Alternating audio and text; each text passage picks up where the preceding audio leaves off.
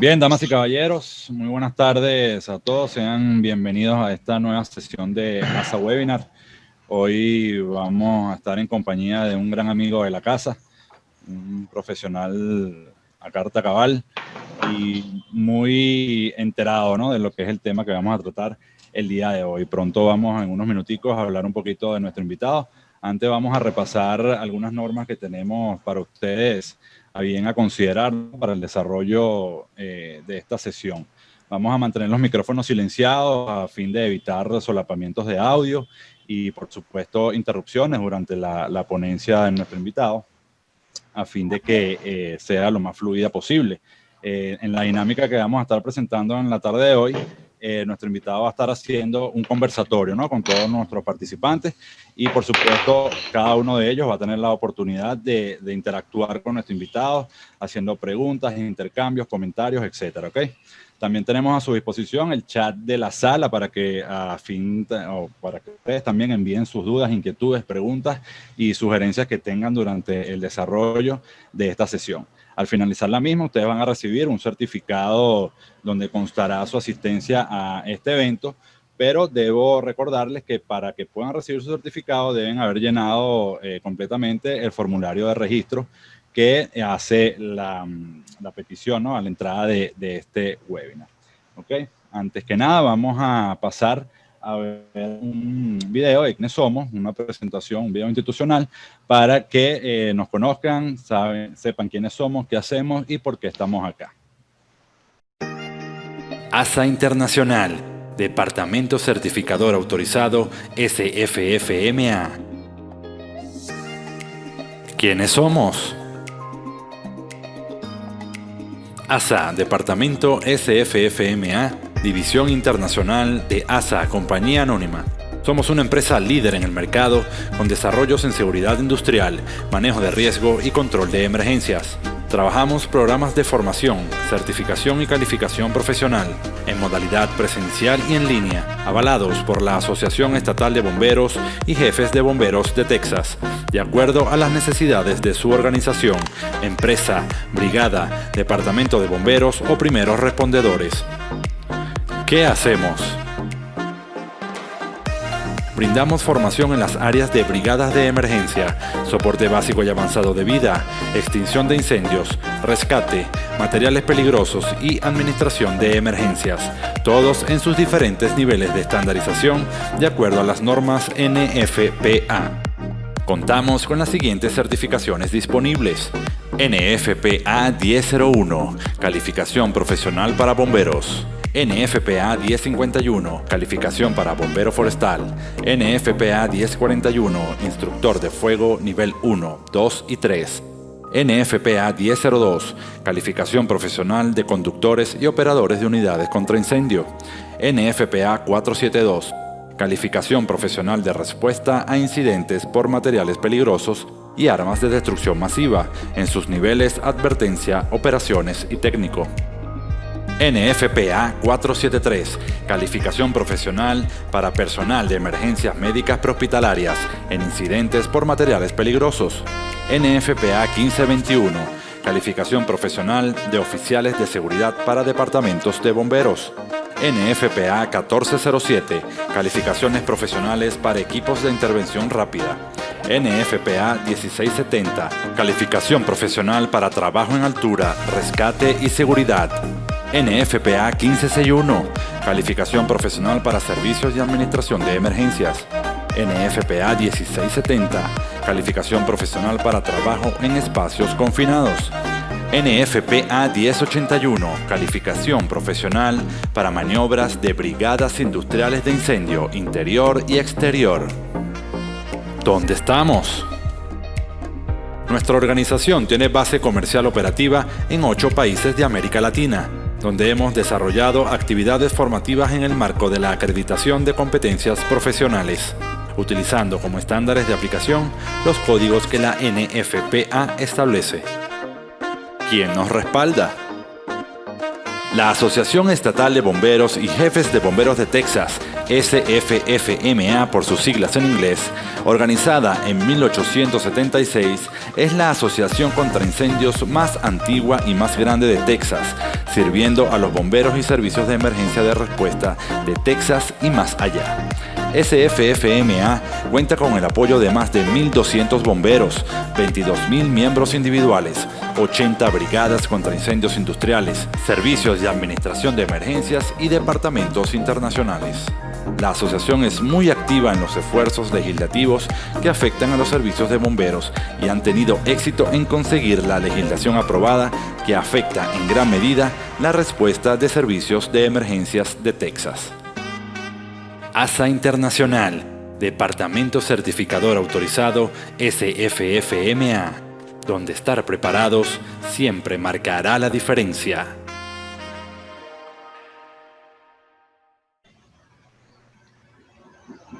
Así es, amigas y amigos, ASA, Departamento SFMA Internacional, siempre marcando la diferencia. Y bueno, vamos a hablar un poquito del invitado que tenemos el lujo de tener en la tarde-noche de hoy.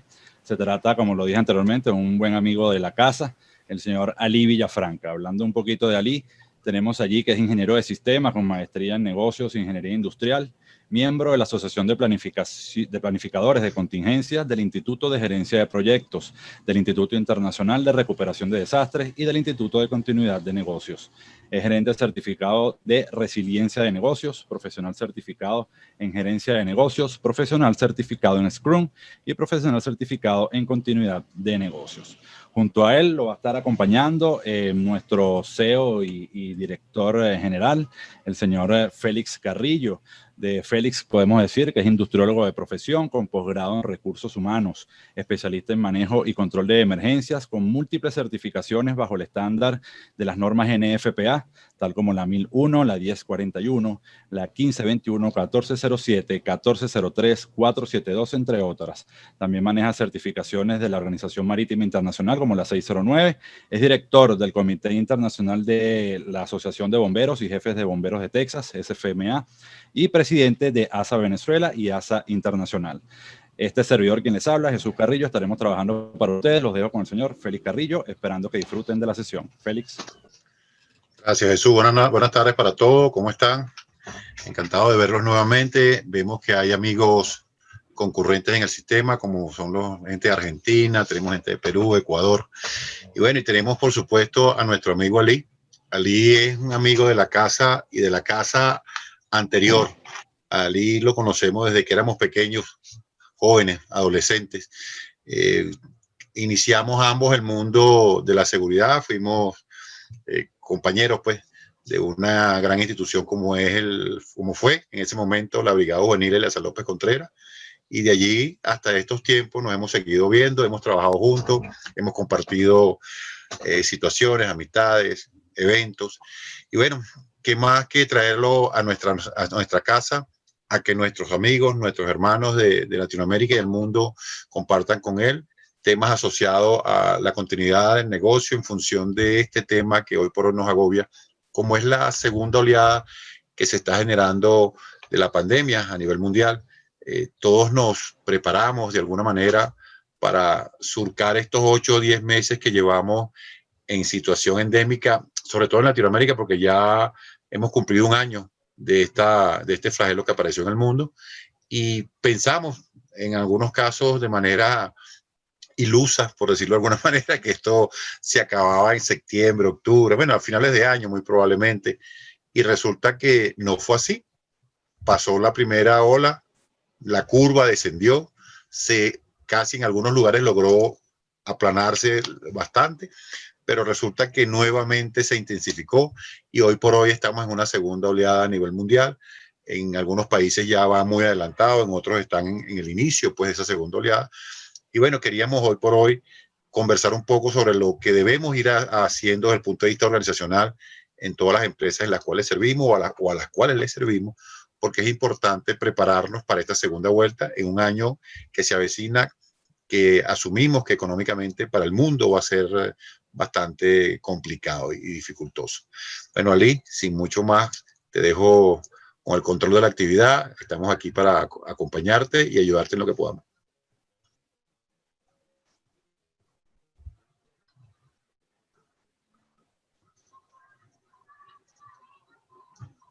Te escucho. ¿Me escuchas bien, Ali? Ahora sí, ahora sí. Ok, adelante, pues. Ok. Bueno, Jesús y Félix, gracias por la oportunidad. Doy la bienvenida a todos los participantes, las personas que están conectadas a esta sesión del día de hoy. Vamos a intentar hacerla lo más ameno posible, ya que el tema es un poco denso. Intenté sintetizarlo porque, bueno, justamente está muy en boga y hay bastante información al respecto, ¿no? Entonces, vamos a hablar un poquito de estas acciones resilientes, como dice el título de la presentación del día de hoy, las acciones resilientes que han de tomar las organizaciones. Estas acciones las dividí en dos etapas, acciones inmediatas y acciones posteriores. Vamos a hablar un poquito de esto, ¿no? En la medida de que podamos hacer la síntesis. Entonces hice una investigación al respecto esta última semana para que los números fueran bastante frescos. Y lo que toca decir es que, bueno, que el mundo corporativo ha reaccionado al COVID-19 con rapidez, con responsabilidad, a mi punto de vista, a mi juicio. Las medidas de distanciamiento social y los planes que se han diseñado parecen haber sido medianamente eficaces para controlar la propagación del virus. Pero de igual manera, mientras los gobiernos relajan cautelosamente las medidas de aislamiento social, los líderes empresariales deben mirar lo que viene después y cómo pueden empezar a adaptar sus organizaciones al mundo en esta segunda ola de la pandemia. Específicamente, cómo se construye la resiliencia en sus operaciones, en sus decisiones, en los modelos de negocio, en la forma de trabajar, para que sus compañías puedan hacer frente a futuras disrupciones. Esta investigación que realicé fue un extracto de las últimas estadísticas que ha reportado el Consorcio Internacional de Resiliencia, el BRCCI o BRCCI. Ellos han identificado 9 áreas que no solo ayudan a la continuidad del negocio en la actualidad, sino que ayudan a replantear el futuro de las organizaciones. Lo recomendado es comenzar con los asuntos relacionados con las personas antes de pasar por otras áreas. Y pueden ser abordadas en cualquier orden. Sin embargo, el orden en el que yo las coloqué fue el siguiente: salud y bienestar de los empleados, que es el punto 1. El punto número 2, talento humano y fuerza laboral. El punto número 3, cadena de suministro y comercio global. El punto 4, cliente y marca. El punto número 5 es el que tiene que ver con lo financiero y con las inversiones. El punto número 6 es el riesgo. El punto número 7 es gobierno y política pública. El punto 8 es tecnología y seguridad de información. Y el punto 9, los seguros y las disputas legales que puedan venir como consecuencia. Entonces, como les dijo por allí Jesús, es tan densa la información que pienso hacerla como un conversatorio de lo que extraje, y de cada uno de los puntos los voy a ir leyendo y lo que tengo en mente y basado en la experiencia lo voy a ir comentando con ustedes. Cualquier observación, comentario o duda, pues lo vamos haciendo sobre la marcha. ¿Okay? Entonces el propósito es evaluar estas 9 áreas proporcionando una estructura básicamente en función al caos. Es indiscutible, como dijo también Félix por allí,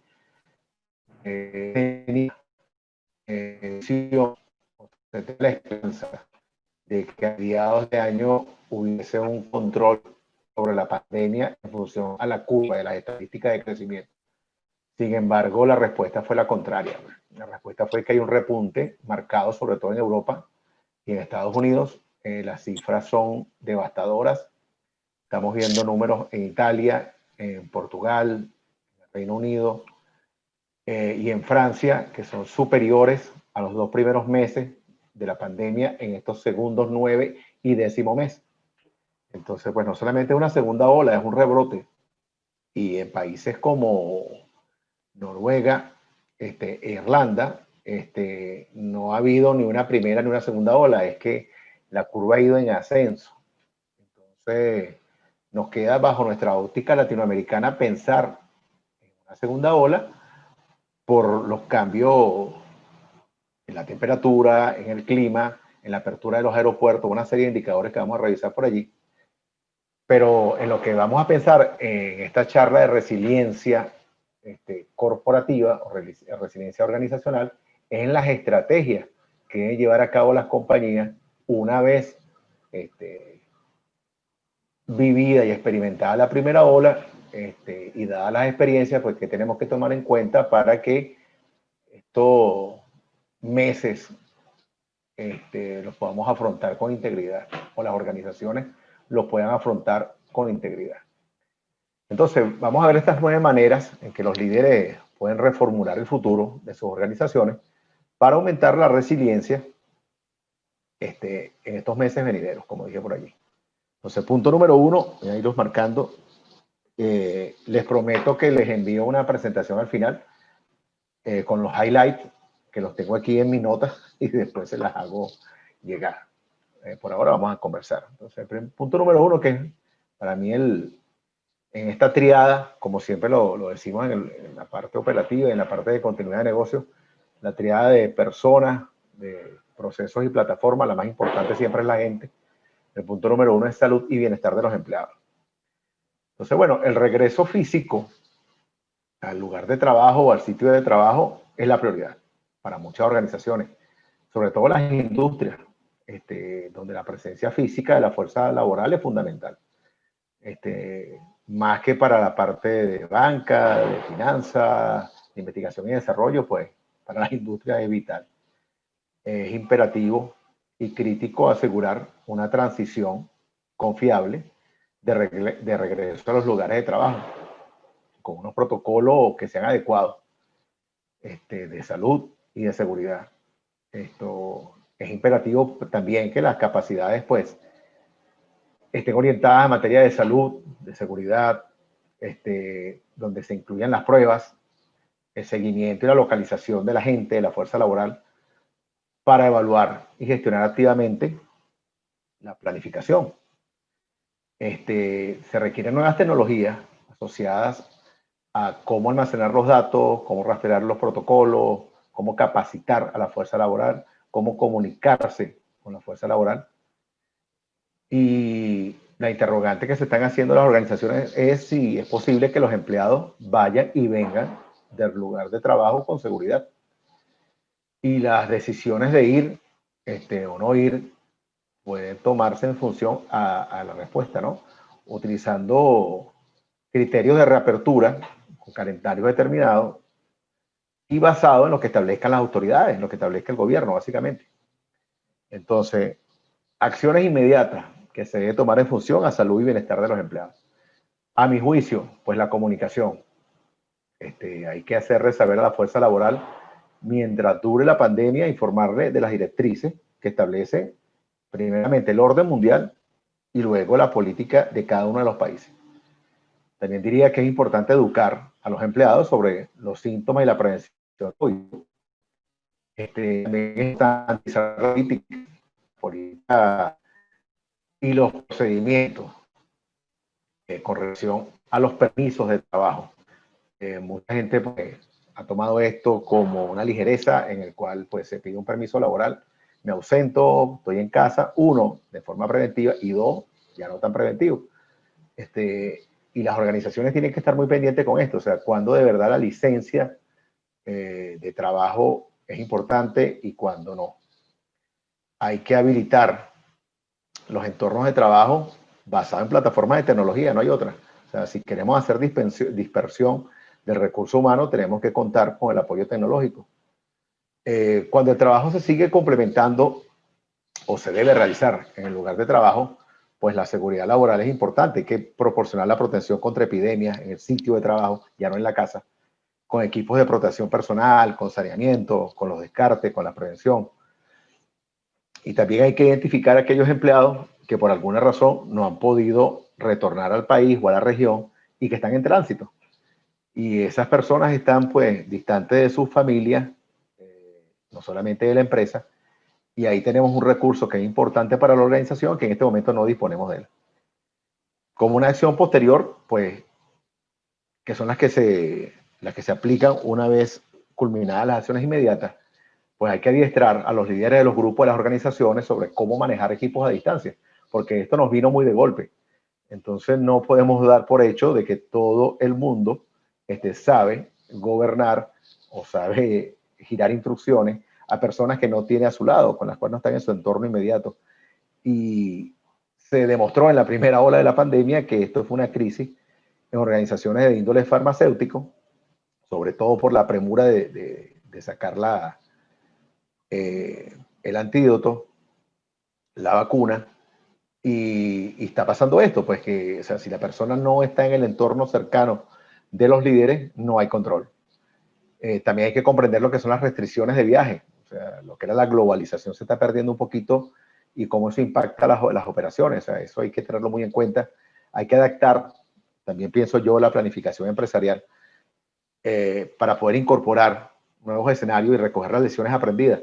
Porque el cambio es diario, el cambio es constante y la retroalimentación es lo que va a permitir que las organizaciones sean más o menos resilientes. Hay que reimaginar esa experiencia, o sea, la experiencia que ha tenido cada uno de los empleados en cada uno de los sectores y en cada uno de los segmentos productivos y tenerla como juicios de expertos para de ahí tomar medidas en el futuro. Hay que incorporar esas medidas como unas políticas de bienestar y que formen parte del ADN de las organizaciones. También considero que hay que desarrollar incentivos. La fuerza laboral está en este momento inestable, se está moviendo, y la única forma de conservarlos es con incentivos laborales, con bonos, con entrenamiento a distancia, porque eso también puede impactar a las organizaciones y a los productos y servicios que llevan a los mercados.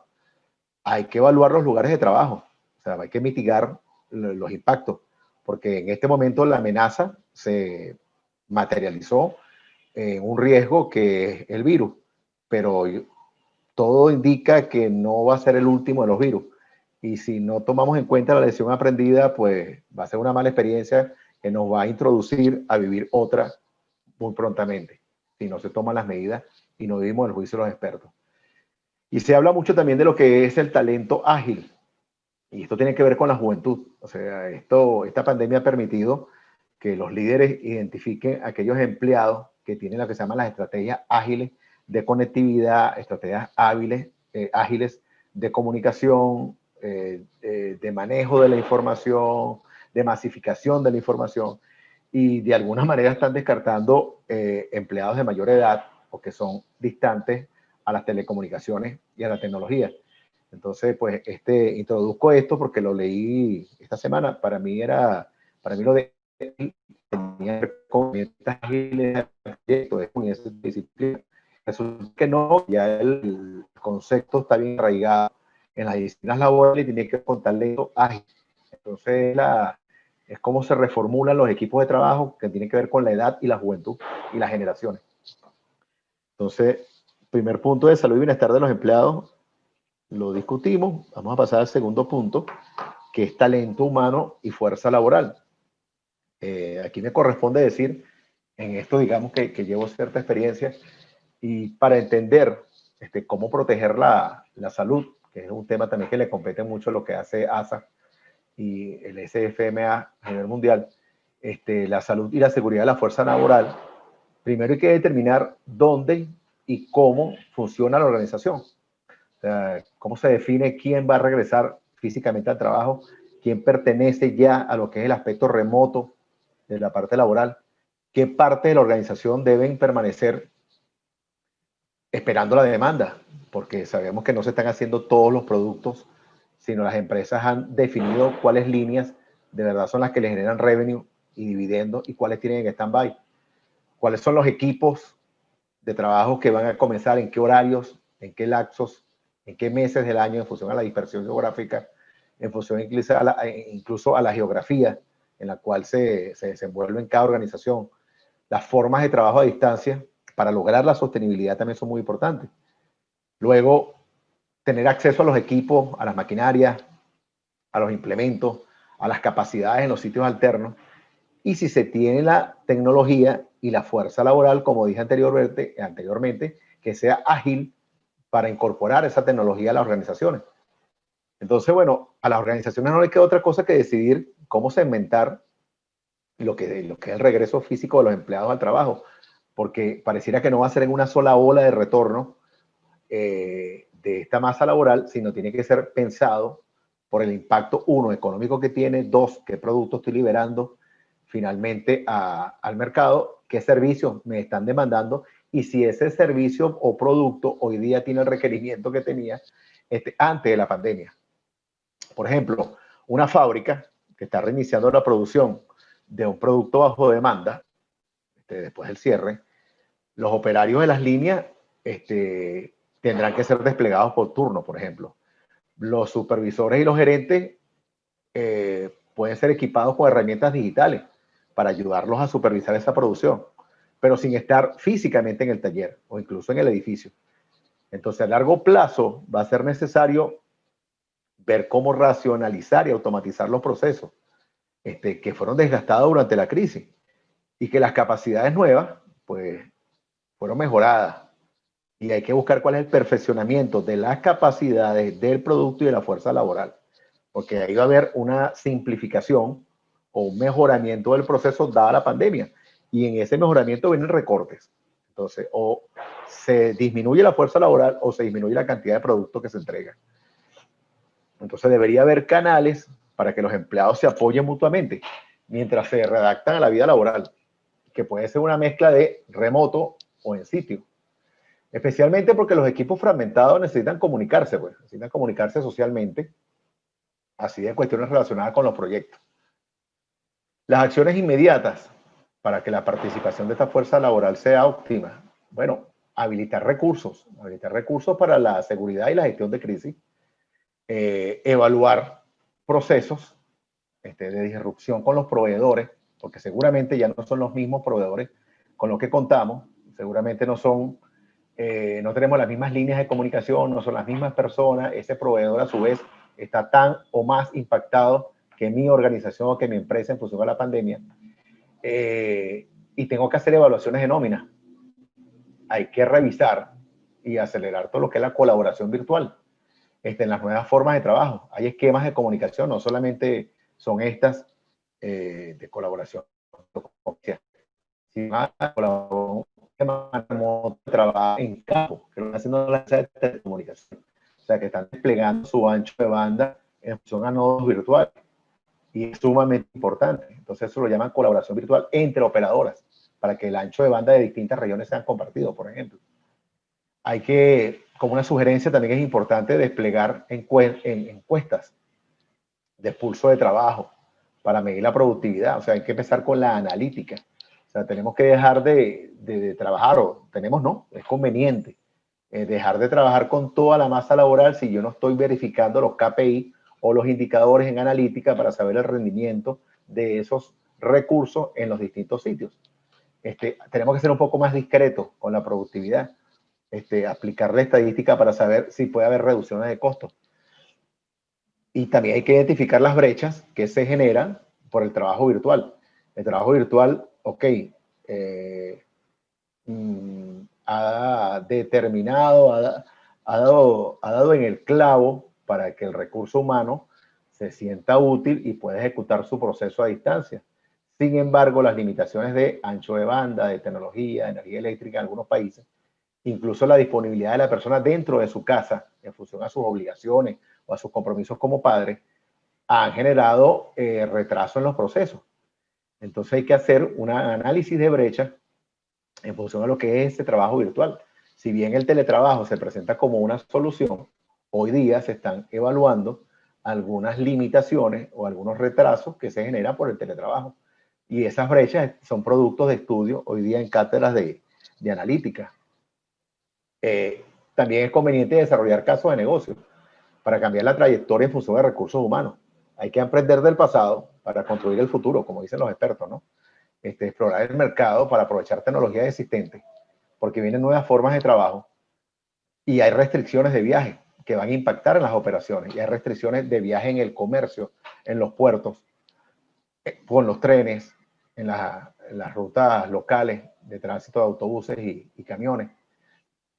Evaluar las necesidades de instalaciones también, porque si antes teníamos arrendamientos de espacios, hoy día podemos tener espacios que nos estén sobrando en edificios, la necesidad de tener un activo fijo o no, de movilizar los espacios y hacer compresión. Y esto tiene que ver con la estrategia de movilidad. Entonces yo diría que para la parte de talento humano y la fuerza laboral, es muy importante lo que las organizaciones decidan. ¿Quién de verdad es indispensable para la gestión y cómo reincorporar a esta persona que voy a estar moviendo en las distintas verticales? Y de cuál persona también hay que prescindir. Y esos son análisis y son decisiones que deben ser tomadas pues con números al lado, pero en función a la realidad de la organización, o sea, su misión y a la sostenibilidad que tenga en el tiempo. El punto 3 es la cadena de suministros y el comercio global, que es de los 9 puntos que estamos analizando en estas métricas de la resiliencia. Las cadenas de suministros mundiales es obvio que han sufrido disrupciones, ¿no? La tarea ahora es reajustar esas cadenas de suministro para lograr la resiliencia y la viabilidad end-to-end, como dice, que tiene que ver con la reducción de costos, porque si no sería una cadena de suministro ficticia. Y el comercio global no puede basarse en lo ficticio, el comercio global se basa en lo objetivo. Por lo cual las organizaciones deben realizar evaluaciones periódicas de las estrategias, de las capacidades, hacer pruebas de tensión para anticiparse a lo que es la disrupción de la pandemia. Entonces la transición de este ecosistema que es lineal para cada organización tiene que convertirse en un ecosistema de red, en el que los datos internos se encuentren básicamente en la nube y los datos externos del resto de las organizaciones también estén allí. Entonces esto va en contra de las políticas de confidencialidad incluso y compartir o no el know-how de cada organización. Entonces sí es conveniente llevar a la nube que llevar a la nube porque los costos son de decisiones en una pandemia porque este es el ser humano. Pero hay otras medidas de amenazas evaluadas en los planes de contingencia que deben de ser consideradas desde hoy para que entonces no haya una mezcla de la triada principal, que es la de personas, plataformas y procesos. O sea, esta experiencia nos debe llevar a tener una visibilidad end-to-end, extremo a extremo. Para poder hacer coincidir, obviamente, la oferta con la demanda, porque todo está en función a los inventarios reales. Hay que identificar los puntos de fallo. La concentración de la oferta a nivel mundial dice que las decisiones se toman en función a los inventarios de las organizaciones, que el 75% del costo de las empresas tiene que ver con el manejo o no de inventario a la disposición de los productos. Y pareciera que lo que lleva la generación de los inventarios es obvio que es la demanda planificada, pero venimos de 8 meses de no planificación, 8 meses de esta pandemia de afectación de seres humanos que han estado pensando en su salud y en su vida y difícilmente hayan estado actualizando estadísticas mundiales con sus líneas de producción. Entonces, pues, hay que mejorar los márgenes, hay que evaluar los costos, hay que ver cuáles bienes fueron vendidos, la simplificación de los productos, la simplificación de las cadenas de servicio, la racionalización de los portafolios y la optimización de los activos, pues. Y yo pienso que las fábricas y las industrias, básicamente, se enfrentan a desafíos para reiniciar la producción. Y es pensar qué productos van a ser más necesarios, qué sitios deben reabrir y cuáles no, cómo se debe iniciar el encendido de las máquinas. Los fabricantes tienen que saber planificar en una remodelación, porque las operaciones van a ser en un momento desafiante. ¿Dónde está Feli? ¿Sí? Es que escuché ahí pensé que era una pregunta. Entonces, en este tercer punto de las cadenas de suministro, las acciones inmediatas que recomienda el Business Resilience Consortium International son obtener una visibilidad actualizada de los datos de las cadenas de suministro, donde tengamos en claro el inventario, los equipos, los activos, las personas y las relaciones entre proveedor y cliente final y toda esa cadena de servicio. Otro punto importante considero yo que la evaluación de los riesgos. O sea, siempre el riesgo es fundamental porque hay riesgo en toda la cadena y la cadena ahora puede tener más o menos componentes. Y la función de que esos engranajes se adicionen o se eliminen de la cadena de producción, pues los riesgos se van a estar movilizando. Y de lo que antes tenía control, pues ahora simplemente no tengo. Y debo ajustar los nodos en función a la demanda. Hay que hacer planes de remediación a corto plazo. O sea, indiscutiblemente, no solamente la simplificación, como decía anteriormente, sino para gestionar la crisis, los planes de remediación son importantísimos, no solamente por el recurso humano, sino por las disrupciones que puedan surgir. Bueno, ahí hay un detalle, Ali, que comentabas ahorita, y es bueno probablemente que lo pongamos en la mesa, es que esa planificación que hicieron las organizaciones basadas en que se suponía que la curva descendía a final de año y entrábamos en una nueva normalidad, en algunos casos generó una sobreproducción de mercancía o de insumos que ellos pensaron que probablemente el año próximo lo iban a manejar. Eso es algo que está hoy por hoy en la mesa también. Sí, indiscutiblemente pasaron las dos cosas. O sea, o generaste sobreinventario, por eso yo hago hincapié en ese punto, o generaste sobreinventario y está almacenado, o hiciste un inventario en función a una demanda que no se te ha dado, porque sigue habiendo contención de la demanda porque la gente aún no puede salir a hacer las compras. Entonces, ahí es donde la gente a veces, la gente no, somos a veces un poco inconscientes de cómo se mueve la mecánica de comercio internacional, que es con la colocación de productos masivos. Entonces, ahorita estamos pensando en alimentos, estamos pensando, o sea, no estamos pensando en diversión, no estamos pensando en turismo, la educación y otros para darnos una distancia, pues comprar un vehículo, una cuestión que es definitivamente lujo mental. Entonces, hay que ver qué se colocó, por ejemplo, el buen ejemplo de la sobreproducción en inventario son los vehículos. Pues los vehículos se hicieron en planificación del año 2019 y se trajeron al mercado a principios del año 2020, pero están en stock y hay muchísimo, la demanda es cero. Ahora, el alimento que se planificó quedó corto y en función a la condición climática del país y la región a la cual pertenezca el país, hay más o menos demanda de ciertos alimentos. Entonces, esto es importantísimo, ¿no? Por eso la cadena de suministro no falla. Esto hay que pensarlo, porque puede salir o no del mercado. Haciendo eco de tu comentario, como una acción posterior, fíjate qué tan oportuno es. Las cadenas de suministro están pasando de ser semanales a ser mensuales. Entonces imagínate tú lo que eso significa en compresión. O sea, tú dices, bueno, yo hacía planificación para 7 días, ahora hago planificación para 30. ¿Por qué? Bueno, porque la operación disminuyó. Y cuando hago pruebas de estrés en la cadena de suministro, lo que hago es identificar puntos clave de fallo. Y la oferta está concentrada. Entonces, los procedimientos operativos de respuesta a los riesgos tienen que ser en función a la cadena de suministro. O sea, no en función al producto terminado, ya ese lo perdiste. Ese lo tienes en un inventario seco. Acciones posteriores, bueno, hay que racionalizar la complejidad del producto. O sea, si el producto era un producto de lujo, con acabados de lujo, y estás esperando que haya excitación en el mercado para la demanda, pues tienes que sacar ese producto de tu línea de producción, porque puede salir. ¿Ok? Entonces, el modelo operativo debe transformarse en una cadena de suministros rígida a un ecosistema ágil. Vuelve la palabra ágil. A un ecosistema de transformaciones en red, que si no se genera por la demanda de mi mercadotecnia, se genere por la demanda del ecosistema con el cual yo me relaciono, así sean mis competidores. Pero tengo que liberar esa mercancía o ese producto que puse en el mercado. Entonces, el punto 4 es cliente y marca.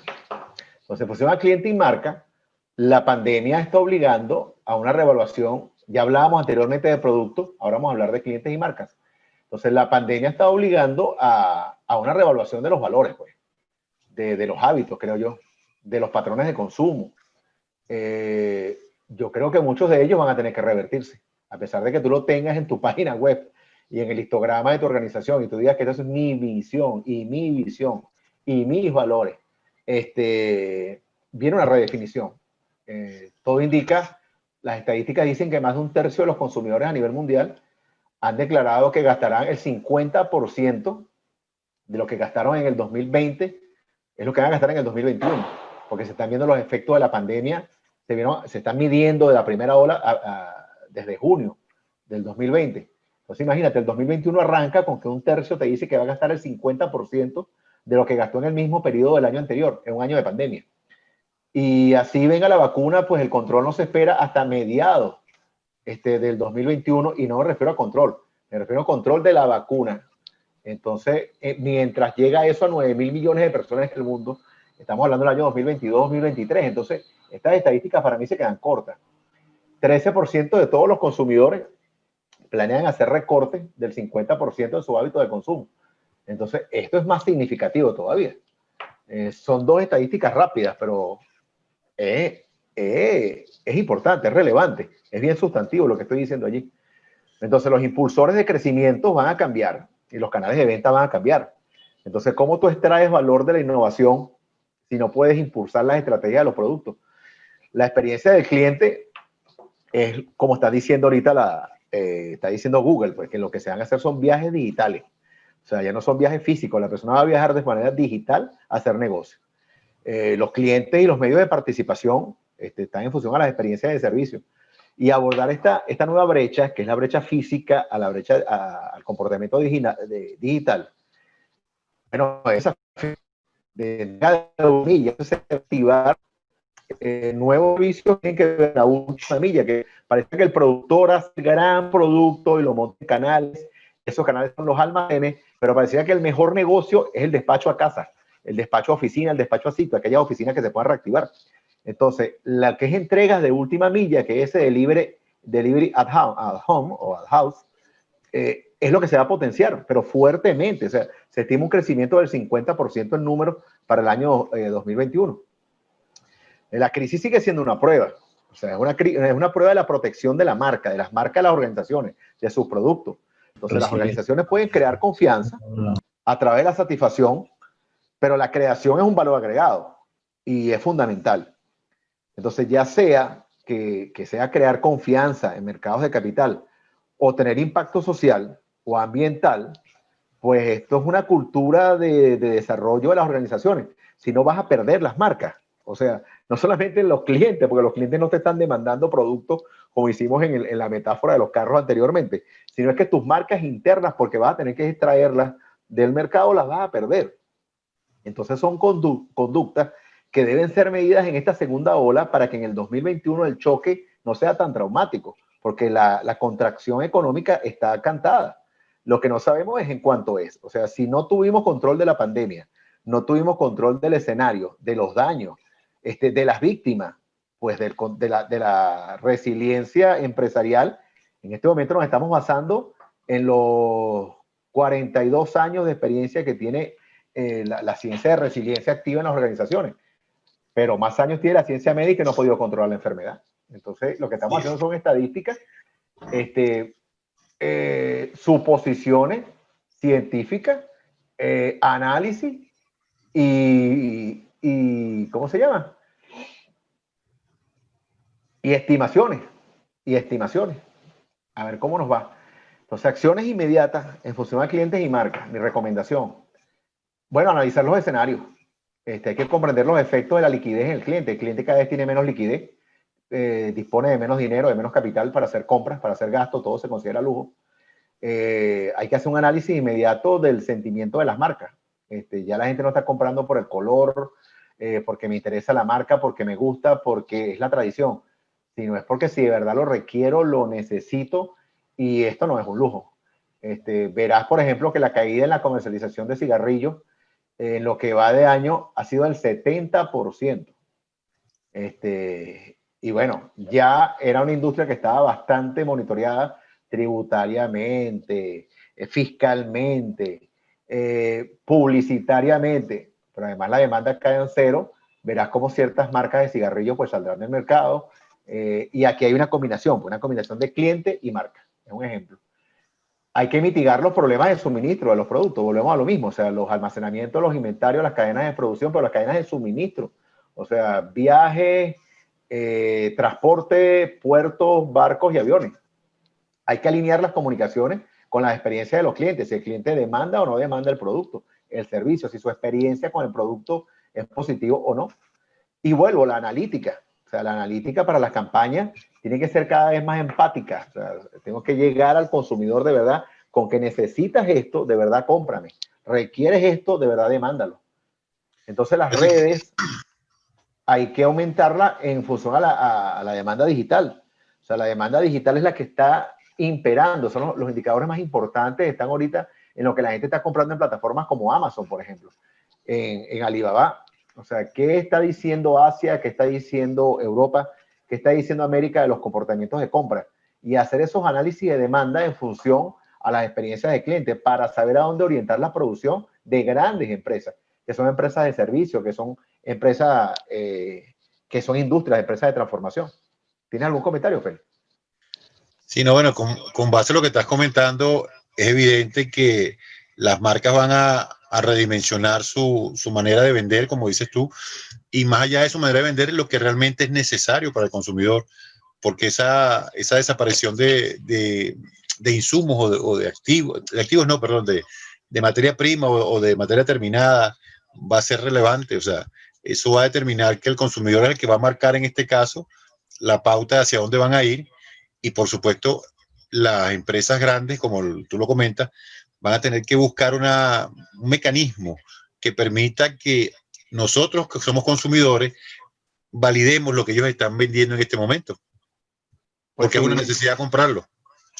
sí, solamente con necesidad. Por eso te hablaba de las comunicaciones que tengan que ser transparentes y empáticas. O sea, ya no es solamente la comunicación de mercadotecnia basada en un comercial de radio, de televisión o de redes sociales que sea TikTok. Por eso se llama TikTok, de ahí viene la expresión. Sino que sean comunicaciones empáticas. O sea, donde de verdad le llega a la gente con la generación de una necesidad que la lleva de per se el ser humano. Y lo que tengo que hacer es sacarla de él para que genere la compra del producto o la demanda del servicio. Está bien cuesta Y arriba. bueno, es cuesta arriba. Por eso es que la resiliencia organizacional está poniendo punto, o sea, está poniendo detalle en estos 9 puntos y las recomendaciones son puntuales, o sea, no son recomendaciones sui generis, es que tienen por lo menos 6 meses haciendo esta investigación para llegar a estos puntos que yo intenté traérselos a ustedes hoy.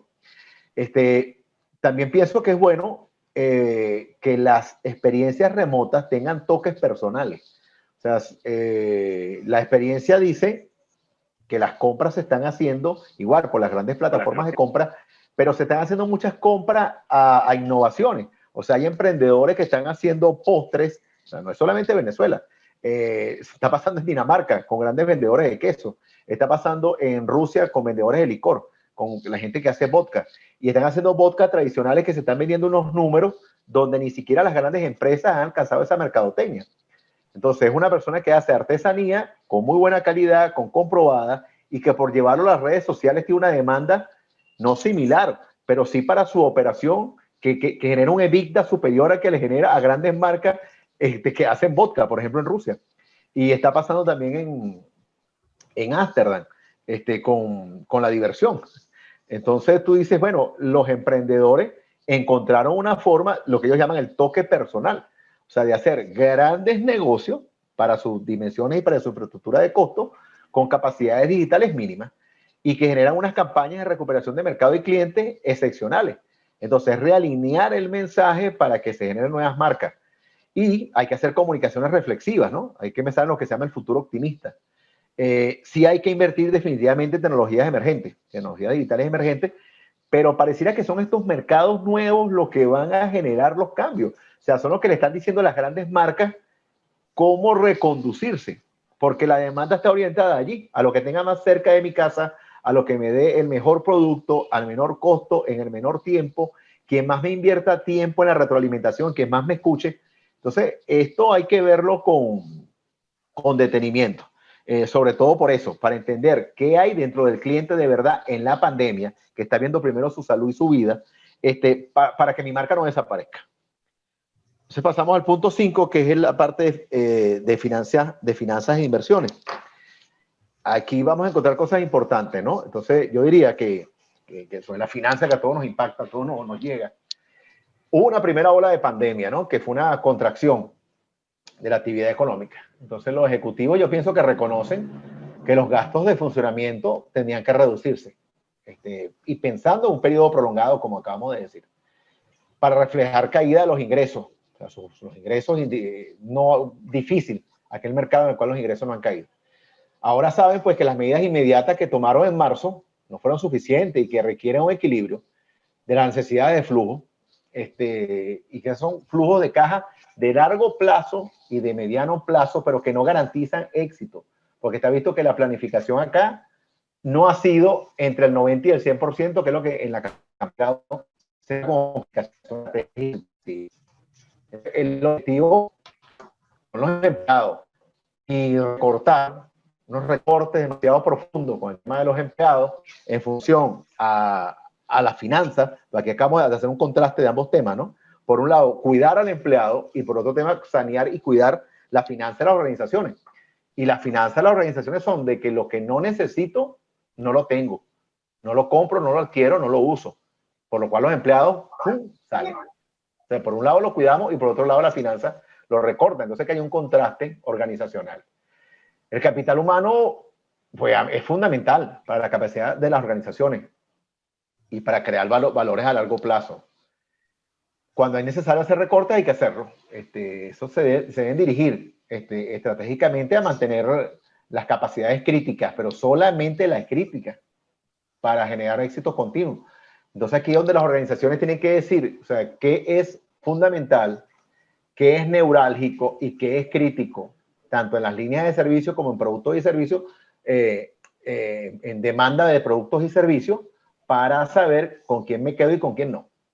Entonces vuelve la analítica. O sea, yo tengo que hacer una automatización de procesos y definir si algunos procesos van a ser robotizados o los voy a llevar a outsourcing o van a ser por inteligencia artificial. ¿Y qué debe considerarse para rediseñar los modelos operativos de las organizaciones? Entonces las finanzas van a estar haciendo contraste de las métricas, o deben estar haciendo contraste de las métricas día a día, porque esto sí cambia día a día. Y los inversores o los stakeholders de las organizaciones tienen que acompañarse de la finanza. O sea, los gastos en terceros pueden ser impulsores, los ejecutivos van a tener que racionalizar sus gastos, que entonces cuesta mucho decirle, ¿no? A un ejecutivo que estaba acostumbrado a que habían gastos de representación, de que habían gastos de viaje, a que mira, estás en tu casa y en tu casa los gastos tienden a cero y hay que reducir agresivamente los gastos. Y ellos deberían de tratar de redimensionar todo. O sea, las organizaciones tienen que redimensionar los costos, los contratos, los precios pagados por los bienes y servicios externos, pólizas y demandas. ¿Por qué? Bueno, porque la pandemia ha demostrado que las personas pueden trabajar eficazmente desde su casa, por lo cual de repente ya no es necesario un lugar de trabajo permanente. Y también se están preguntando en las áreas financieras cuánto se podría ahorrar si se proporcionaran espacios de reunión ocasionales, o sea, donde la infraestructura de trabajo sea definitivamente a distancia, la gente en su casa. Por ejemplo, los sectores inmobiliarios de la construcción tienen que prepararse, o sea, replantearse un futuro oscuro por los resultados vividos en la primera ola de la pandemia. Porque la gente dirá, bueno, ¿qué construyo? O sea, oficinas y empresas y lugares y parcelas industriales. Pues pareciera que por ahí no van los tiros. Pareciera que los apartamentos pequeños y cómodos, con gimnasios y con áreas para caminar, es lo que se impone. Entonces, son cambios en los distintos sectores, pero que tienen que ver con la crisis. Entonces, los inversores van a estar pasando de poner stock, de hacer compras de stock option en la bolsa, en organizaciones que, no sé, turismo y viaje, y a lo mejor lo ponen en desarrollo de medicamentos, o a lo mejor lo ponen en el sector inmobiliario para apartamentos pequeños. Entonces, pues, a medida que salgamos de la crisis, los gobiernos van a tener que volver a adoptar políticas para reducir los niveles de deuda que de alguna manera se van a disparar. Por ejemplo, en la crisis financiera del 2007-2009, los gobiernos comenzaron a buscar ingresos de todas las formas. O sea, y encontraron básicamente 3 áreas donde obtenerlo. Medidas de cumplimiento, o sea, aplicada definitivamente a la digitalización. ¿Por digitalizar qué? Bueno, la recaudación tributaria. O sea, países que aplicaron gobiernos digitales para recaudación automática de tributo, en corto, en un año, pero fue mejor, gobierno digital. O sea, me meto en tu cuenta, sé cuánto ganas, cuánto tienes de profit, cuánto hubo de más y obtengo mi parte. Entonces, con impuestos indirectos, una maravilla. Y lo otro, generación de impuestos directos. Entonces, las organizaciones tienen que prepararse y las áreas de finanzas para que los inversores decidan qué hacer. Porque las medidas van a ser tomadas. O sea, quizás este primer año de la pandemia no, pero en la medida de que salga la vacuna y que haya un control de la curva por regiones mundiales, las medidas van a ser tomadas. Y las organizaciones de manera resiliente tienen que estar preparadas para ello. Entonces, acciones inmediatas. De nuevo, hay que preservar el efectivo. O sea, todo lo que sea capital de trabajo hay que optimizarlo. Y efectivo y liquidez de las organizaciones hay que preservarlo a toda costa para que no se descapitalice. Yo diría que también hay que estabilizar las operaciones críticas, hay que renegociar los contratos con los proveedores. Las condiciones de crédito tienen que cambiar, los periodos del crédito, renegociar las tasas de los créditos, porque de eso viven las organizaciones. O sea, las organizaciones viven de los empréstitos de los bancos. O sea, difícilmente tocan su capital. Y hay que ganar confianza en unos stakeholders que a lo mejor están con tus competidores. O sea, la renegociación de créditos y contratos posiblemente no esté en tu junta directiva. O sea, esté con competidores. Por eso hablaba de las alianzas y de lo que es la nube compartida. O sea, no es la nube compartida digital de los centros de cómputo. Es la nube compartida donde está la gente que piensa y hace y toma decisiones en conjunto en función al país, en función a la región. Y con esa gente hay que hablar. Con esas organizaciones mundiales como la Organización Mundial de la Salud, como la Unión Europea, como el Grupo de los 7. Esa gente debe hablar en función a los stakeholders. Acciones posteriores, yo diría que, bueno, evaluar las oportunidades, las reducciones de costos. Hay que hacer estrategias de abastecimiento. Creo que vienen ventas de activos importantes para muchas organizaciones y por eso es que en la parte financiera de los inversores esto es crítico, pues. O sea, yo creo que mucha gente va a estar liberándose de muchos activos, no solamente edificios, sino pues activos empresariales, maquinaria, aviones, helicópteros, lo que antes era lujo o lo que antes de verdad hacía falta, pero que ahora pasó a otro orden. Hay que aprovechar los precios bajos también de los activos, porque esos son valoraciones en baja que pueden ser posibles adquisiciones. Entonces hay un mercado que se da para lo que yo estoy vendiendo y para lo que el otro vende en mi networking que yo puedo adquirir. Entonces, bueno, vienen nuevos talentos también, viene gente que se va de mi organización, pero hay otras que se están yendo de mis organizaciones de competencia, que es importante que yo las tengo, y los financieros lo ven para que ese nuevo recurso esté conmigo. En fin, hay que reajustar las estrategias, o sea, las hojas de ruta. Son valores a largo plazo que tienen que ver con la reducción de costos, pero a lo mejor la subcontratación. O sea, hay que gestionar proveedores, por ejemplo. Entonces, yo diría que para la parte de finanzas, aquí el Instituto de Resiliencia fue bien crítico, ¿no? La parte de finanzas de los inversores es mucho lo que hay que medir, son las métricas, son las estadísticas que hay que tomar decisiones importantes. Hablemos del punto 6, que es el riesgo, ¿no? Y a mí me gusta porque, bueno, a ti también y a los que están posiblemente acá en la charla les gusta el tema de riesgo, porque mucha gente ha hablado del COVID-19 como que es un cisne negro, que es una especie de evento catastrófico, imprevisto. Pues no, el cisne negro es un evento que sí tiene un impacto grandote, pero que nunca se había dado. Y el COVID-19 nos reúne esto, sí, tiene un impacto alto, pero ya se habían dado experiencias similares a la del COVID-19. Entonces, pues no es considerado un cisne negro, o sea, asusta para los medidores de riesgo. Se sabía que venía una pandemia mundial, tarde o temprano iba a pasar, siguiendo los antecedentes. O sea, venimos de la gripe porcina, venimos del ébola, venimos del SARS. Bien, lo vemos es que el COVID-19 es un rinoceronte frente a nosotros. Es un animal grande que se está moviendo lento, que es incómodo y que en este momento sabemos cómo enfrentarlo, pero que para poder rodearlo y mitigarlo nos va a costar. Entonces, el riesgo va de esto, ¿no? El riesgo piensa que las organizaciones, a pesar de que planifiquen sus medidas de contingencia ante la pandemia, tienen que soportarse en la tecnología de información. y que la agilidad cada vez es menos y la complejidad es más alta y los niveles de detalle en algunos casos se hacen públicos, en otros casos no, por la alarma que pudiese generar. Entonces, el riesgo va de esto. Muchas veces el riesgo es una amenaza materializada y muchas veces el riesgo es una experiencia calamitosa no comentada. Y esto tiene que ver con los detalles, ¿no? Entonces, esto dificulta la reacción ante este escenario, un escenario no previsto. Esto es la pandemia. En resumen, esto ha sido la pandemia. Entonces, ¿qué hay que hacer? Bueno, hay que construir capacidades de recuperación para las empresas para confiar más en inteligencia. O sea, los datos de gestión de riesgo, ojalá se hagan públicos todos para que entonces se puedan modelar escenarios para tomar decisiones en el futuro. Para que pienso yo que las decisiones no sean del todo emocionales, sino se basen en estadísticas reales, donde lo que estamos considerando ahorita es vidas de seres humanos que se han perdido. Entonces, acciones inmediatas en función al riesgo. Bueno, obviamente, establecer equipos de manejo de crisis. O sea, esto es una crisis. Entonces, son equipos de manejo de emergencia, equipos de manejo de desastre y equipos de manejo de crisis. Listo. O sea, no hay otra que hacer. Los planes de continuidad, los planes de recuperación operativa pasan por el desarrollo de los equipos serios de manejo y gestión de crisis.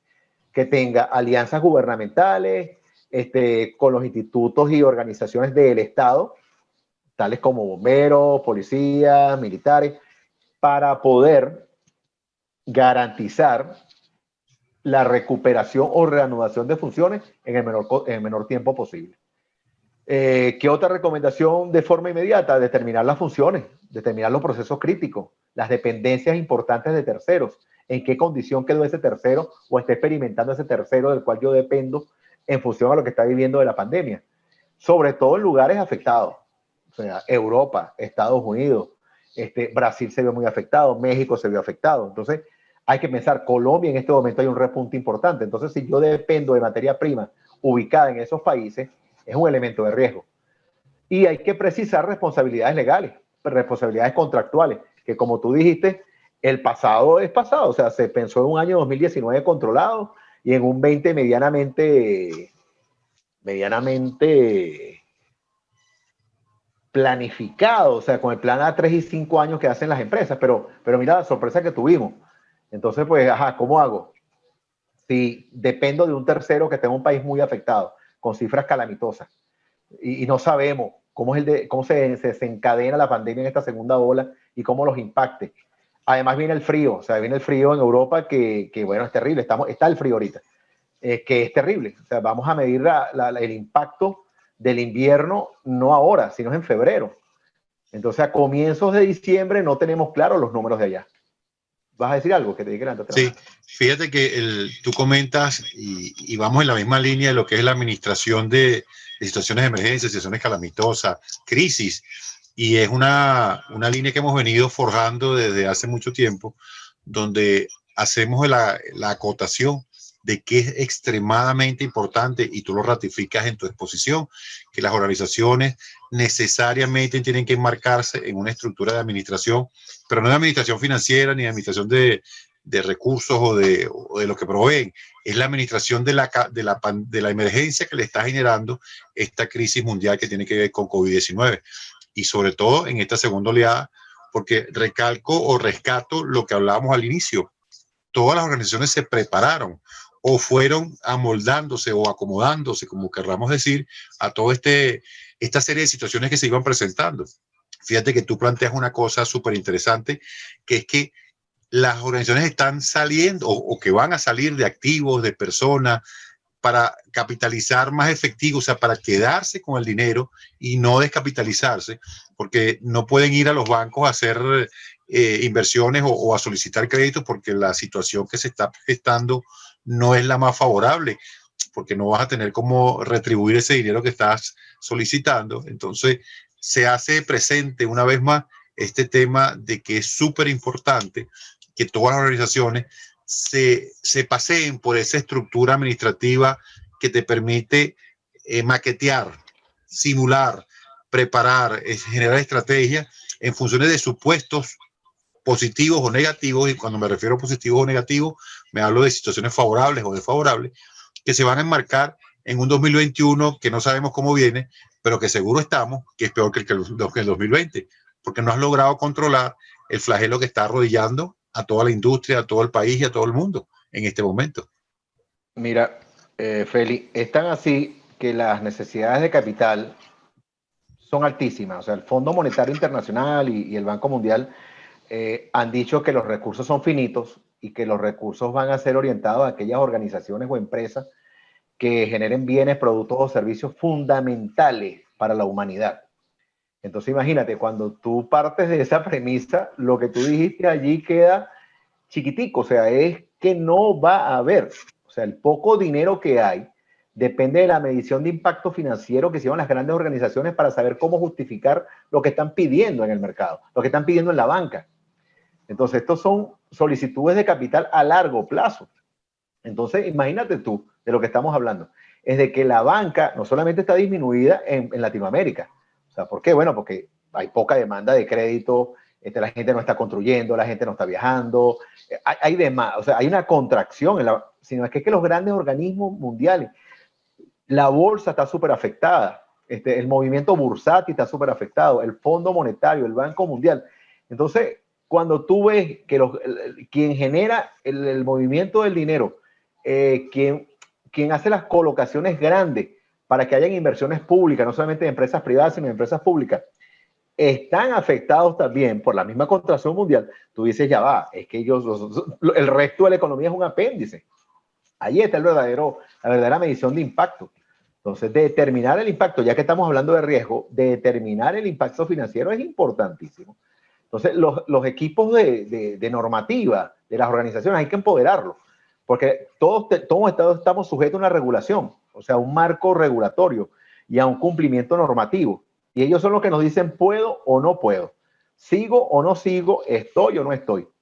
Y ahí está la medición del riesgo. Entonces, hay que definitivamente adoptar una estrategia para poder compensar estas brechas de capacidad. O sea, son la activación de canales alternativos para lograr compensar la demanda de los clientes. Entonces, los planes de contingencia ahora sí aplican. O sea, como tú lo dijiste ahorita, o sea, el tema de los riesgos ya no es un sui generis que lo hago por un tema regulatorio. Es que lo hago por el tema regulatorio, pero lo aplico para las solicitudes que pueda hacer en el futuro para la sobrevivencia de mi organización. Porque los escenarios son de ingresos mínimos y son de costos altos.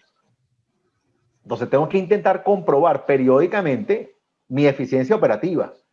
O sea, de los procesos y de los controles críticos, sino a dónde voy. Entonces, ahora sí, de verdad juega un rol protagónico los análisis de riesgo. Entonces, este fue el punto 6. El punto 7 es relevante muchísimo, que es la parte de gobierno y políticas públicas, cómo las empresas deben hacer esta evaluación. Este es importante, o sea, yo esto la norma, la ISO 22301, que es la que se refiere a continuidad operativa en el marco regulatorio y en el entorno social, habla muchísimo de esto. Y fíjate que se dio, o sea, con experimentar una pandemia, ahora se le da muchísimo énfasis al tema de gobierno y políticas públicas, porque la gente pretendía que porque una organización estuviera a un peso, eran extremos y estaban desconectados de la realidad pública, de la realidad gubernamental. Ahora es que es al revés. Cuando una pandemia es de índole mundial y afecta al país, es el país quien establece las nuevas políticas. Y con el enunciado de un decreto de emergencia, ya tus normas internas caen y te ves supeditado a lo que establezca el Estado. Entonces, esta parte del gobierno y la política pública, que la gente a veces se la pasea en el establecimiento de planes de continuidad, pues aquí se ve qué tan importante es, y por eso es que tiene que haber en el marco regulatorio de un plan de continuidad el área legal que siempre esté revisando cuáles son las normativas importantes de índole nacional. Entonces, a pesar de que la flexibilización de las restricciones en el aislamiento social es obligatorio y es un desafío para todos, los gobiernos en su respuesta inicial, yo creo que operaron siempre pensando en la vacuna. Y ellos tienen que, ahorita en este momento, los estados, pensando en todos los países, tienen que buscar un equilibrio entre lo que es la planificación y la comunicación. De la vuelta al comportamiento las medidas de seguridad, porque es muy fácil hablar del distanciamiento social, es muy fácil hablar del uso de la mascarilla, es muy fácil hablar del quédate en tu casa, pero ahora tengo que pensar cómo yo esto lo comunico de manera de que genere un optimismo de que las empresas van a seguir, de que en algún momento vamos a lograr de que esta nueva realidad, a mí no me gusta usar la palabra nueva normalidad, me gusta usar nueva realidad, va a generar un cambio impactante en la vida de todos. O sea, la gente cada vez camina menos kilómetros, la gente cada vez recibe menos sol, la gente cada vez compra los mismos productos, se divierte y se distrae menos.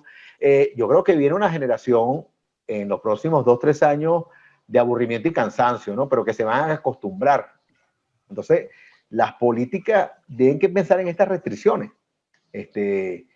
Y pensar también en que las tasas de infección de las poblaciones pudiesen dispararse. Y las empresas tienen que adaptarse a esto.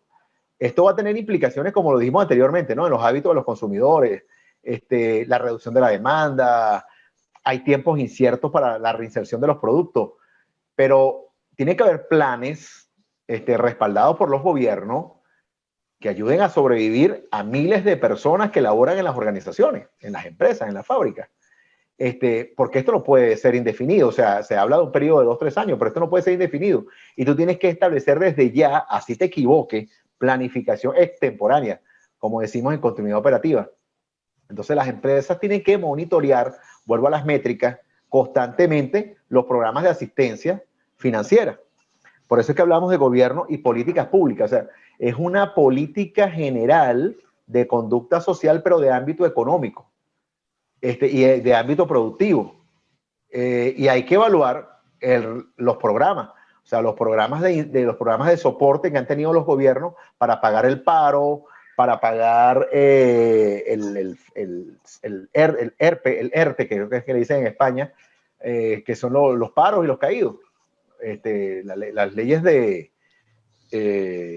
¿cómo se? El nombre es las leyes de convención de políticas laborales. Esas mismas. Es cuando la gente no está trabajando, el subsidio que le hace el Estado. Entonces, en esto los gobiernos, como políticas públicas, se han visto bastante afectados, porque han prometido hacer el pago y han dicho, bueno, yo no, posiblemente no el salario mínimo, pero sí el 75%, trabajes o no trabajes, estés o no enfermo, por otro lado yo te cubro con la asistencia social, pero es que de manera indefinida esto no es soportable. Entonces hay que crear expectativas que sean ciertas. Porque estos son programas de índole masivo que son complejos y que están interrelacionados, pero que impactan financieramente a los países. Y a pesar de que yo no dispongo de los talentos humanos y de la mano de obra que requiero, pues yo no puedo por todo y a todos. Entonces, a pesar de que una política es positiva, puede generar una crisis de gobierno para el soporte de las empresas y de la mano de obra.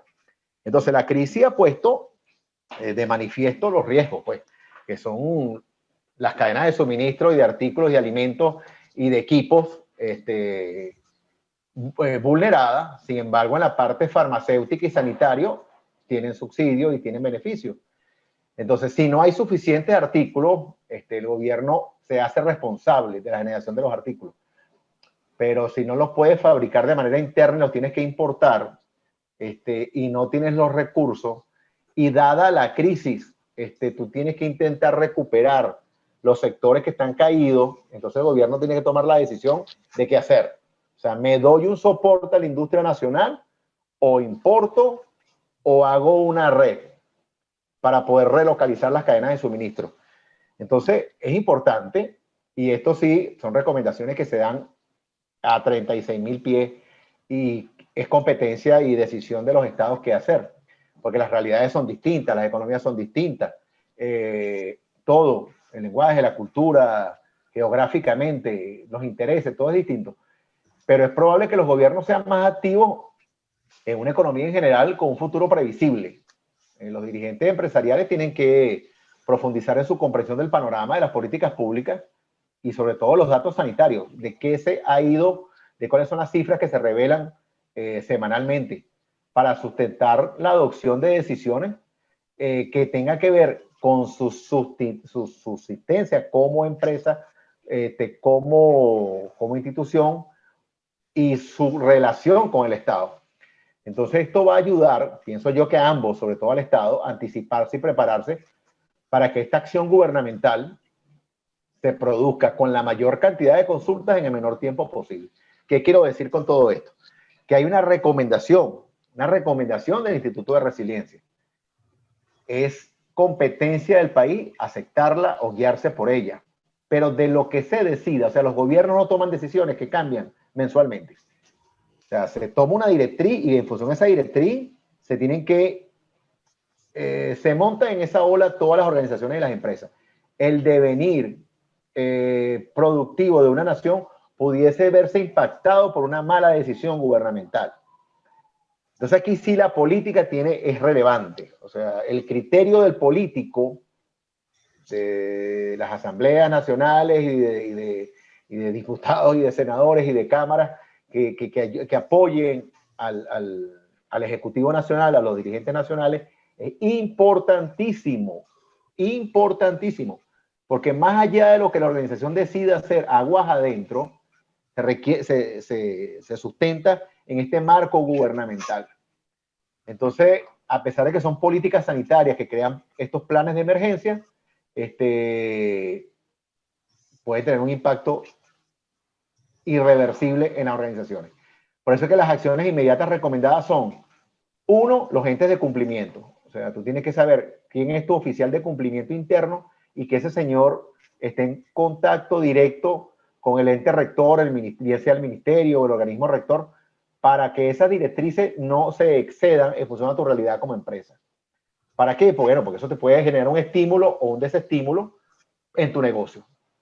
Hay que emitir unas políticas con líneas estratégicas que no sean contrarias a la filosofía de los negocios, para que los requisitos obligatorios no sean vulnerados. O sea, requisitos obligatorios tienen que ver con mi oportunidad de mercado. Entonces, a ver, si me están diciendo que yo tengo que producir 1.200.000 jeringas diarias y mi capacidad de producción es de 500, o sea, me toca en mi filosofía de negocio levantar la mano y decir, esa no es mi realidad. Yo no soy una empresa que estoy para, uno, y es cumplir con el requisito para ahí. Entonces, lo que es obligatorio para una empresa, para un segmento, pudiese ser condenatorio para un área de producción. Entonces hay que ser bien categórico en cuándo decir sí y cuándo decir no, y no violentar una norma o violentar una ley. Y verme sancionado, que la organización termine siendo sancionada. Entonces, con los oficiales de cumplimiento hay que ser muy delicado en esta fase, durante la pandemia. Y obviamente hay que gestionar la comunicación oportuna con clientes, empleados, proveedores, los entes reguladores, los inversores, porque tiene que haber una consonancia con los requisitos reglamentarios. Pues. Esto hay que hacerlo rápido, porque son leyes que están vigentes y quien violente una ley pues será sancionado, a pesar de que la ley vaya en contra de mi tendencia y lo que yo llamaba como una filosofía empresarial.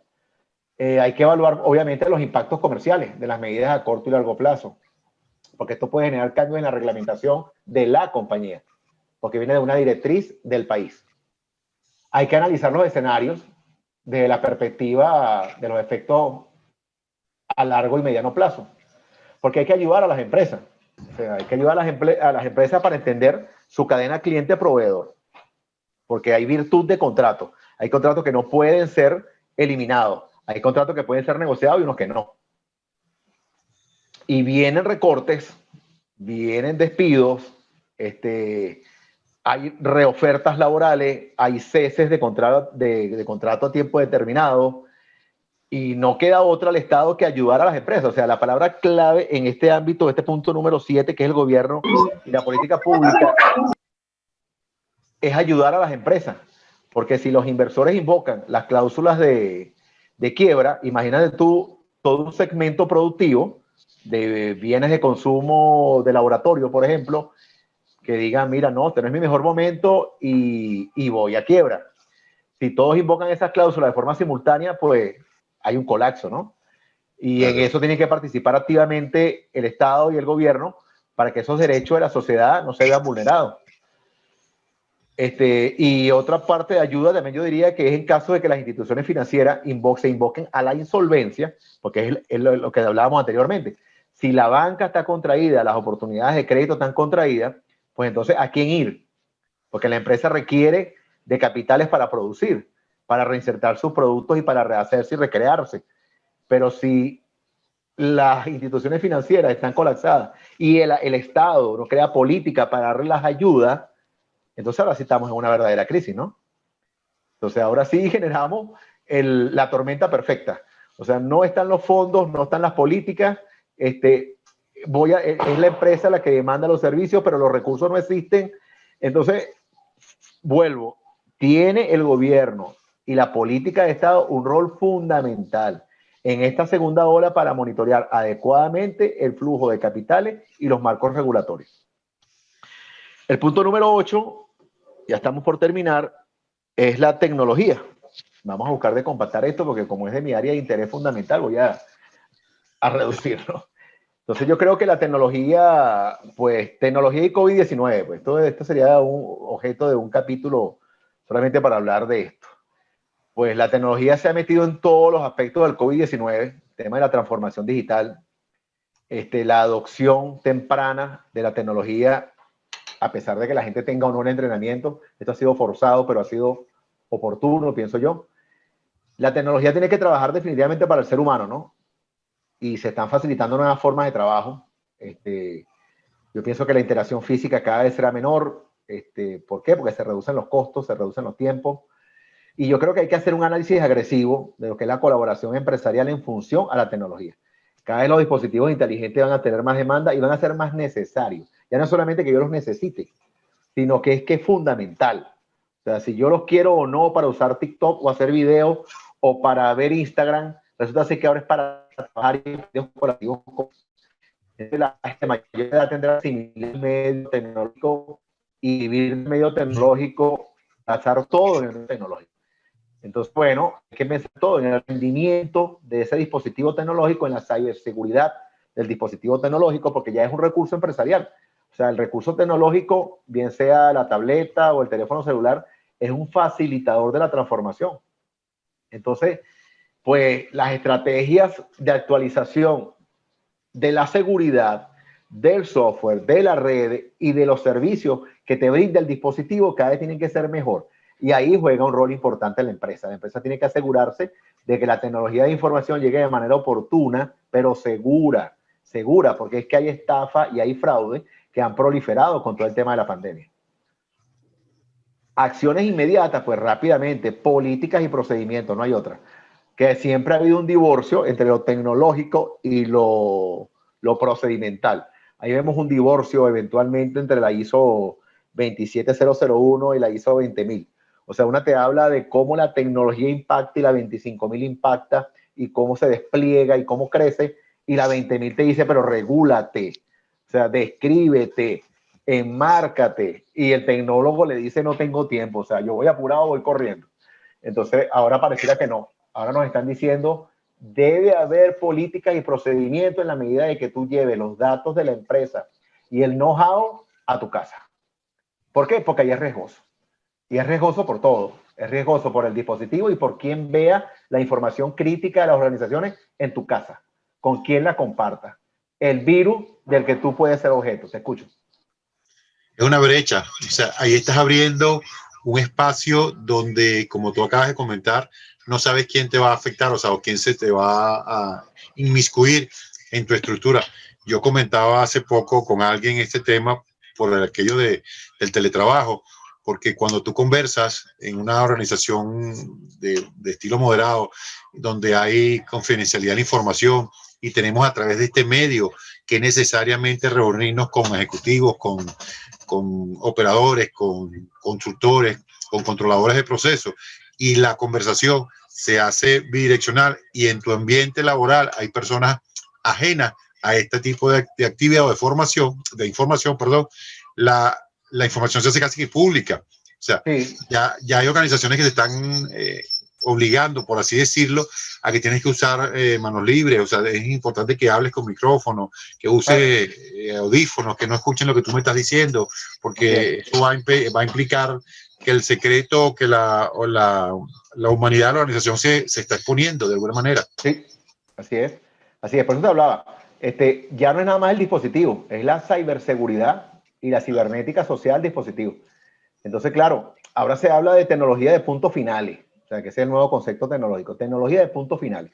O sea, ya el dispositivo es cualquier cosa. En estos días está una hija mía hablando conmigo desde la nevera. O sea, la nevera tiene una tableta, la tableta está conectada para saber cuántos alimentos están adentro, cuáles consumes, cuáles gastas, cuáles no. Y como está conectado a internet, desde el frente de la nevera estaban conversando conmigo. Entonces, ese dispositivo de punto final debería tener una conexión segura en función al contenido que está pasando por allí, al dato de información que se está pasando por allí. Entonces, bueno, ahora se están creando capacidades y tecnologías de monitoreo revisada para estos dispositivos de puntos finales, que también es un área de desarrollo nueva en la cual está actuando Norton, está actuando VMware. Hay muchísima gente que está trabajando allí que me parece buenísimo. Eso ha nacido en este último semestre del año. Porque la gestión de vulnerabilidad cada vez es mayor. Entonces, está lo que se llama el área del vigilante, el vigilante informático en red de tecnología de puntos finales, que es interesantísimo el punto. ¿Qué más diría yo como recomendación? Bueno, la tercerización. La tercerización en la tecnología, yo soy enemigo de eso, pero hay áreas especializadas en las que tú no tienes por qué convertirte en un éxito. Sin embargo, en riesgo, know-how, eso sí es importante. Entonces, a pesar de que la tercerización en la parte tecnológica, las organizaciones tienen que considerarla por su resiliencia, aquí hay que ser muy juicioso. Entonces, hay funciones clave que yo no tercerizara lo menos posible. O sea, es una recomendación que da el BRCCI. Yo ahí fuera cuidadoso. La palabra yo siempre la pongo allí entre comillas. Tercerizar lo menos posible y con los mayores contratos de confidencialidad existentes y el mayor índice de monitoreo posible. Porque las soluciones de escritorio, pues, con la fuerza remota cada vez están más en riesgo. Y creo que hay un mercado de hacker que se está dedicando solamente a eso, a dispositivos que están al final de la cadena. O sea, no en la generación del dato, sino en el procesamiento final del dato. Entonces, las soluciones de infraestructura tienen que estar alineadas con la criticidad del negocio, ¿no? Y de la fuerza laboral. O sea, yo no voy a tener una infraestructura supremamente dimensionada para que una persona solamente me envíe correos electrónicos. Incluso ese correo pudiese no ser corporativo. Se está trabajando con muchos correos públicos y se encripta solamente a la entrada a la compañía. De manera que la información pasa de forma pública en tu dispositivo y no ingresa a mí hasta que yo la transformo en mi modelo de encriptación segura corporativo. Entonces, esto es importante, ¿no? Porque son soluciones de infraestructura compartida donde yo no estoy sobredimensionando mi capacidad tecnológica. ¿Qué otra cosa yo diría? Bueno, la ciberseguridad lo dije. Yo diría que los beneficios de rendimiento, sobre todo el tema de la actualización, los parches tecnológicos, que antes yo los tenía automáticos simplemente por estar conectado a la red de mi compañía, o sea, se me bajaban los parches y las nuevas versiones de los software, pues ahora no, ahora el hecho de estar remoto, posiblemente yo no pueda correr un programa porque no tengo la última versión o no tengo la última actualización de un virus o de un manejador de base de datos. Entonces creo que viene mucha tecnología asociada a eso y las organizaciones tienen que intentar controlar, porque está muy bien para organizaciones de 1.000, 2.000 personas, pero hay organizaciones de 50.000 y 100.000 personas a nivel mundial donde ya se vuelve incontrolable las versiones de cada una de las versiones de los productos. Entonces tú no sabes con qué versión de la base de datos estás operando, con qué versión del editor de texto generaste un contenido o del manejador gráfico, y ahí empiezan los problemas, ¿no? Y esto bien para una empresa donde solamente se hagan consultoría, pero muy mal para una empresa que ingrese un virus y sea una empresa de transformación, por ejemplo, del sector médico o del sector inmobiliario, perdón, del sector metalmecánico, donde puedes parar una línea de producción por un virus. Entonces, esto es delicado. Obviamente, pues, dime. No, que es complejo, o sea, que la situación se hace, volvemos a la expresión anterior, cuesta arriba. Es porque complejo.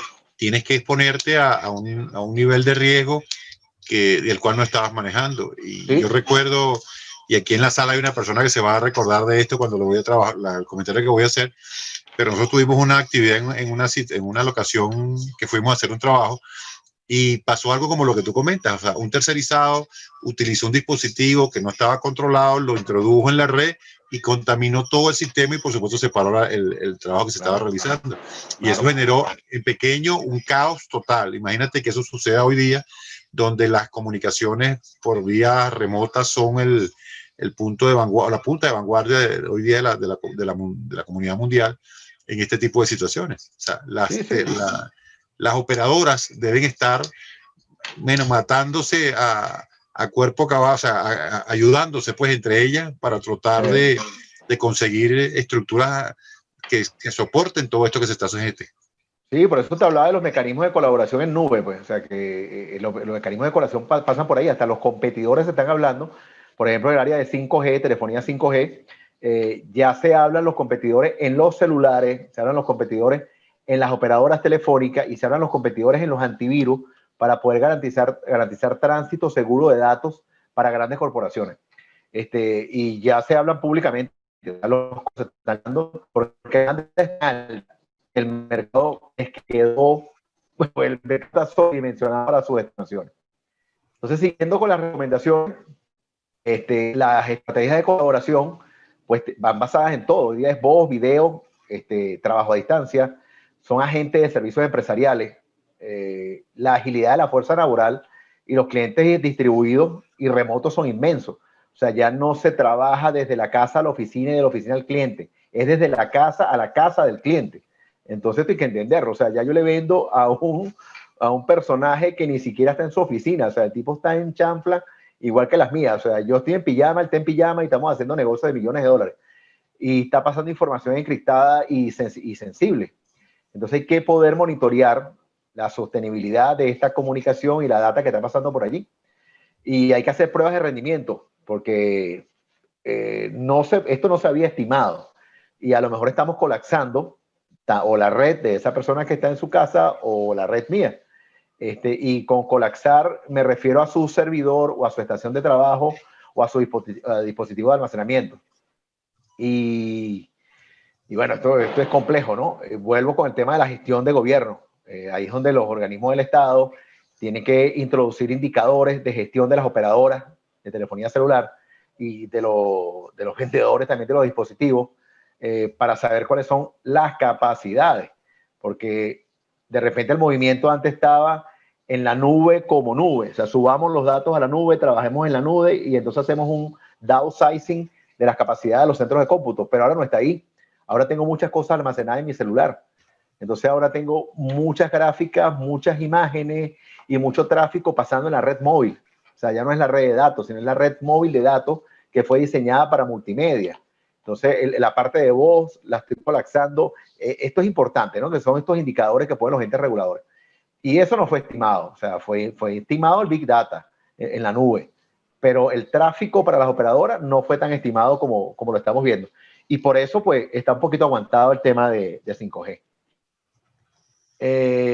Y bueno, yo también diría que hay que pensar en lo que fue la disrupción. O sea, la disrupción tiene que ver con que se vio afectada a la gente, no la tecnología, sino que la gente ahora se movió a su casa y entonces ahora tengo que llevar la tecnología a la casa, antes la llevaba a las empresas. Y tengo que ver cómo esa tecnología la compacto y la hago cada vez menos costosa para que la gente la pueda tener y las empresas la puedan llevar. Porque si no, estoy generando un costo adicional a las organizaciones para la adquisición de esa tecnología. Y eso es complejo. Cerrado el punto 8 de tecnología, nos vamos con el último. Espero no estarlo molestando mucho con esta cháchara. El punto 9. Yo pienso que está excelente. Y fíjate que debe ser tanto así que todas las personas hemos mantenido el número de participantes en la sala y todos están muy atentos a lo que se está diciendo. Unos se han podido salir por temas de tecnología, hablando del tema en particular, que se les cae la señal, que nos han comentado por ahí por el chat, pero rápidamente vuelven a ingresar. O sea que estamos con la audiencia atenta aquí. Gracias. Bueno, este es el último punto, que es la consecuencia. O sea, ¿a dónde llegamos si las cosas se hacen mal? Seguro y las disputas legales, que son las consecuencias. O sea, si las cosas se hacen mal o algo pasa no previsto, bueno, se activan pólizas de seguro y van a haber consecuencias legales. Entonces, tras este periodo inicial de la respuesta a la crisis, que es la primera ola de la pandemia, se centró en gran medida en la comprensión de las obligaciones, pues. O sea, comprender cuáles son las legislaciones laborales, las legislaciones entre países, las legislaciones que contemplan, que cubren a las empresas. Y hay que ver incluso cuáles restricciones existen o han existido durante la pandemia. La pandemia lo que ha hecho es aumentar el escrutinio de las métricas, o sea, las métricas de todo tipo, de los entes reguladores, de los gobiernos, como hemos dicho, y las empresas lo que quieren es saber cómo refuerzan su modelo de negocio, a qué producto le ponen más fuerza, a qué producto le quitan, a qué gente es la más importante y la más crítica, de qué personas prescinden. Entonces, es importantísimo. Entonces, se ha definido y diferenciado entre organizaciones inteligentes y no. Porque las inteligentes se centran en comprender las relaciones contractuales y entender qué es de fuerza mayor y qué no. Entonces, hay cláusulas que están en estas restricciones que es así, definitivamente no te vas a poder desprender de ellas. Entonces, las controversias que se susciten desde el punto de vista financiero, reputacional o operativo, difícilmente te vas a poder desprender de ella, a no ser que el Estado, como lo dije en el punto número 7, gobierno y política pública, haga excepciones. Por eso es que estas excepciones deben ser medidas muy delicadas, susceptibles y objetivamente, porque si no afectarían de forma global a las organizaciones. Entonces las organizaciones pueden considerar cuáles son las principales relaciones comerciales para poder hacer un enfoque proactivo y resolver los problemas que se susciten. Sin embargo, pues tienen que ser conscientes en el propósito de cada organización. Y las empresas aseguradoras tienen que ser claras en decir dónde cubro y dónde no, y hacérselo saber rápido a los stakeholders. Porque si no, van a crear un marco en el cual la aseguradora va a vivir con las consecuencias o con las cargas de los fracasos de cada una de las organizaciones. Entonces, es una cadena. El Estado hace el marco regulatorio y las empresas de seguro ponen sus límites. Están los contratos y los contratos tienen que ver cuáles son las cláusulas en las cuales yo me puedo soportar para que en medida de que yo vaya colapsando se activen o no las cláusulas. Porque si no, yo voy a quebrar a las empresas de seguro. O sea, todas las organizaciones vamos a quebrar a las empresas de seguro. Y tiene que ver también con lo que hablamos en la parte financiera, que es el punto 5, en financieros e inversores. Entonces, por eso es que el Instituto de Resiliencia inteligentemente pensó en estos 9 puntos, porque todos están concatenados. Entonces, yo no puedo decir que quiebro y me apego a la cláusula de la empresa de seguro, porque tienen que ver las limitantes que establezca la empresa de seguro. Tiene que ver la pertinencia de la aplicación de cada una de las cláusulas. Entonces, las acciones inmediatas, por ejemplo, hay que comprender a los clientes afectados, o sea, hay que comprender a la sociedad, en este caso es completo, para definir cuáles son las acciones de ayuda. Entonces, ¿a quién ayudo primero? O sea, ¿quién tuvo una interrupción mayor de impacto en vidas humanas? O sea, no quién la tuvo por propiedades, por comercio, por negocio. La cobertura tiene que ir en función a las líneas de crédito, pero en función al ser humano. Y luego las evaluaciones de negocio por las restricciones que establezca el Estado. Entonces, el apoyo tiene que ir por los sectores más o menos afectados. Por ejemplo, este brote afectó a la aviación, al sector automotriz, afectó carga, afectó energía, afectó el sector hogares y lujo. Entonces, bueno, esos no son definitivamente los sectores por los cuales las empresas de seguro van a hacerse de la vista gorda. Entonces, las empresas de seguro tienen que estar pensando en su reaseguradora y tienen que estar pensando en la disponibilidad de capitales para poder cubrir las afectaciones de los sectores comerciales. Y esto hay que llevarlo a una balanza que la defina el Estado, no es criterio de la aseguradora. Entonces aquí el marco es un marco de responsabilidad social, y más que un marco de responsabilidad social, de responsabilidad corporativa. O sea, la empresa tiene que saber cuánto le corresponde a ellos, cuánto le corresponde a efectos de la pandemia y cuánto a la demanda de los servicios. O sea, no tirarme a la quiebra porque me apego a una póliza de una empresa de seguro. Hay que utilizar la gestión de la finanza y la tesorería para abordar la solvencia, que es la liquidez, basado en la evaluación de riesgo. Por eso yo digo que yo lo he venido diciendo a lo largo de la conversa, ¿no? La parte de la sostenibilidad. O sea, las acciones que tomen las empresas de seguro tienen que ver con todo. O sea, tienen que ver con de verdad qué se vio afectado en la organización, qué producto, qué servicio, y cómo yo trabajo en colaboración con la cobertura que me pueda hacer en la cantidad de desembolso que me pueda hacer la empresa de seguro, porque yo sé que la póliza me va a cubrir. Pero esa póliza, como hablo de responsabilidad social, es que como yo, muchas empresas del y ese criterio de ayuda, vuelvo en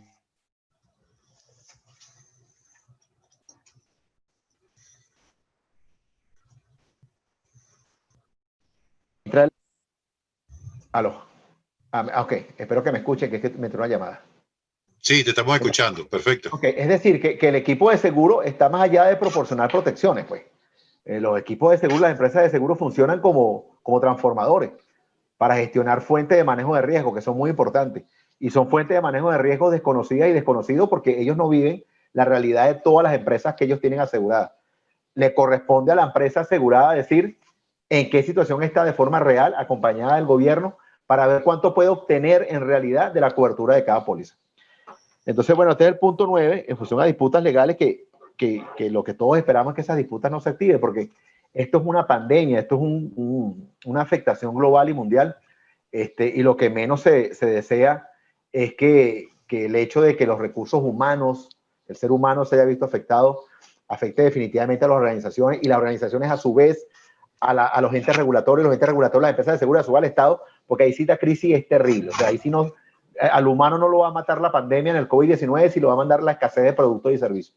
Y eso es exactamente lo que el Instituto de Resiliencia no quiere y lo que nosotros estudiamos constantemente. O sea, lo que estamos midiendo y pensando todos los días, cada vez que nos reunimos y conversamos, es eso.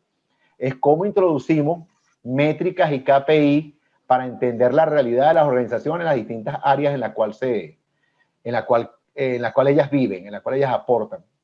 En su cadena de valor, cómo podemos nosotros sumar para que la resiliencia de verdad se aplique y sea más que un plan de continuidad, porque es como dice el término, o sea, la palabra resiliencia es eso, o sea, es adaptarse y salir vencedor o salir positivamente de una situación que me contrajo o de una situación que me deformó o que me afectó. Entonces yo eché hacia atrás, viví la mala experiencia y reboté de forma positiva, ahí hice resiliencia. Si no fue de esa manera, no, si no es una experiencia. Resiliencia es que pude ir atrás y pude transformar de manera positiva. Entonces, en eso nosotros pensamos, o sea, cómo vivo esa experiencia que vivió cada organización para hacerla pública, para que el resto mejore y salir incluso hasta fortalecido de la mala experiencia. Con esto culmino y quedo abierto. Gracias. No, excelente, Ali. Mira, yo pienso que hemos paseado, por así decirlo, por esos 9 elementos que acabas de magistralmente explicar y de una forma por demás simple. Y cuando me refiero a simple, no dejo de calificar el profesionalismo de la información, pero es una forma de llegar muy suave o muy sutilmente a todo este grupo de personas que nos han acompañado el día de hoy. Definitivamente son temas que nos llevan a reflexión, que requieren pues que las organizaciones, en este caso, tomemos el toro por los cachos, como se diría coloquialmente, y busquemos estructuras o organizaciones como estas para alinearnos y resilientemente buscar, como dices tú, ir hacia atrás, revisar, y en esa revisión que hemos hecho, irnos hacia adelante nuevamente con el mismo empuje con el cual iniciamos la actividad. No sé si alguno de los presentes tiene alguna pregunta, puede abrir su micrófono en este momento y directamente compartirla con Ali. Dejamos el espacio libre. ¿Cómo te va?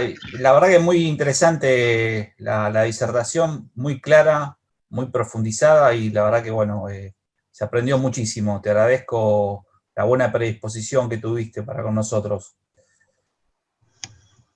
Gracias a ustedes. Gracias, Leo, por el comentario. Al contrario.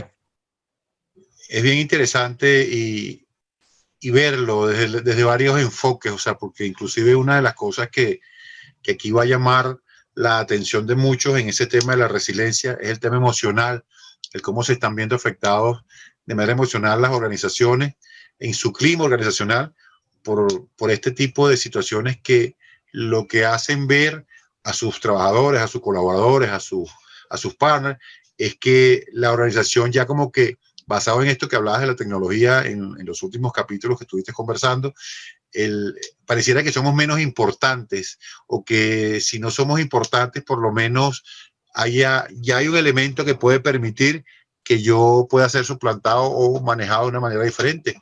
Porque una cosa que ha gestado la pandemia es que, es verdad, estamos haciendo teletrabajo, pero las organizaciones, en esa búsqueda de reducir capital y de capitalizar efectivo en sus arcas para poder sobrevivir en el tiempo, lo que han generado es, o lo que han buscado es bajar costos, y en muchos de los casos han retirado personas para contratar nuevamente a personas en un menor costo, porque lo tengo en su casa, le doy un computador, le doy una conexión estable a internet, le doy una directriz, le coloco una estructura de seguridad que soporte la línea de información que se está manejando, y me cuesta menos.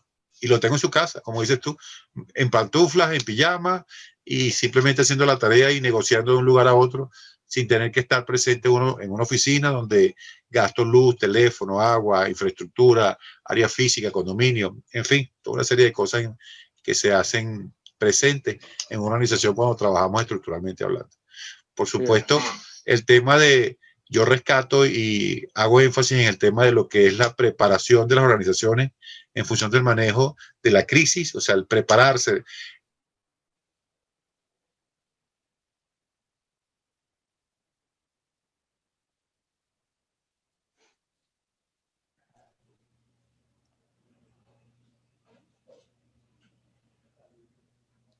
Damos unos segundos a ver si Félix regresa a la sala. Parece que el tema de la tecnología, Lee, le jugó una pasada allí.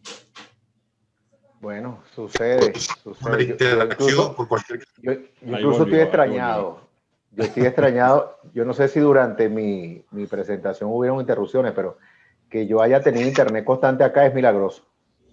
Sí, eso nos sucede a todos. Eso es una de las cosas que nos aqueja, porque obviamente también es la demanda, o sea, es tan grande la demanda de información o de comunicación, y tú lo planteabas en uno de tus exposiciones en los temas. O sea, estábamos preparados para la comunicación bidireccional por vía teléfono, pero no estábamos preparados para que todo se manejara en línea, o sea, para que haya videoconferencias, llamadas, reuniones, negociaciones, o sea, todo se hace hoy por hoy en línea, y antes se hacía presencial. Tú viajabas, te montabas en un avión, hacías una negociación, regresabas, ibas a otro país. Nuestro caso particular, que hacemos este tipo de formaciones a nivel global, viajamos a todos los sitios a hacer este tipo de actividades, y hoy por hoy la plataforma nos da la opción de calificar y certificar exactamente en la misma plataforma, porque obviamente hay las restricciones de movilidad, que es lo que tú comentabas en la conversación que estábamos haciendo. Sí. Pero bueno, es así. Es la que nos toca vivir, y con ella tenemos que trabajar. Sí. Y no hay ninguna otra allí. Le dejo alguna otra pregunta. Le dejo a Jesús el manejo para que hagamos la siguiente parte de la sesión y ir cerrando ya este capítulo con Ali, que verdad que me siento bien agradecido y orgulloso de haberte tenido esta tarde con nosotros. Excelente la conversación. Siento que fue, como vuelvo y repito, lo suficientemente fluida como para que todos pudiésemos entender y atender de manera práctica y efectiva lo que estabas comentando. Dale, yo les prometo la presentación. Lo que pasa es que no quise, es que siento que si les hacía una presentación iba a ser muy monotemático, y así tuviera animación y gráfico. Yo pienso que esto era mejor conversado, y porque es que los conceptos son muy, muy densos, y esto era bueno decantarlo un poquito así, ¿no? Entonces por eso me atreví y me disculpan, a hacerlo hablado, pero sí existe una presentación, y se las voy a enviar, ¿ok? Excelente, gracias, Ali. Adelante, Jesús. No, bueno, me apego y me uno a las palabras de Feli. De verdad muy orgulloso y contento por esta sesión. De verdad no me equivoqué cuando mencioné al inicio que teníamos un invitado de lujo, y bueno, Ali Villafranca lo dejó bien plasmado en esta sesión con esta ponencia de verdad bastante completa. De esta manera, bueno, agradeciendo a todos su presencia esta tarde-noche en este nuevo ASA Webinar, donde manejamos este tema de la resiliencia organizacional ante esta segunda ola del COVID-19. y esperando, por supuesto, contar con su presencia para las próximas sesiones. Vamos a pasar a recordarles inmediatamente nuestras redes sociales, que las tienen allí en pantalla, donde podrán interactuar con nosotros. Y de todas maneras vamos a estar también colocando este webinar, el video final, en nuestro canal de YouTube, el cual tienen allí bien descrito, para que lo puedan ver en off más tarde si lo desean, o enviárselo a alguna persona que quizás le interese este tema tan interesante que tuvimos hablando en la tarde-noche de hoy. Ahí pueden ver nuestro correo electrónico para cualquier duda, comentario que quieran dejarnos, y todo el contenido colgado, nuestros próximos cursos, los cursos que hemos realizado, todos los entrenamientos y muchas otras cosas bastante interesantes. Así que, Jesús, sin más, vamos. Antes de que sigas adelante, para que por favor todos enciendan sus cámaras y hacer una gráfica de todos los que asistieron en la tarde de hoy, si son tan amables. Genial. Sí, para documentarlo, ¿ves? Perfecto, vamos entonces a esperar que todos los participantes aperturen su video y tomarles una capturita allí para dejarlo en el récord de la sesión.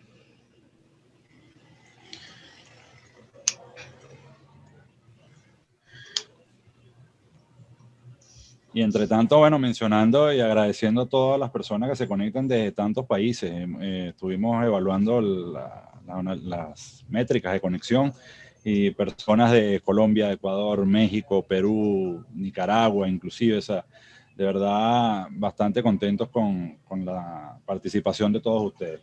Así que esperamos que continúen así y que, como siempre les digo, esto no sería posible si no fuera por ustedes que siempre están allí al paso con nosotros en todas estas sesiones.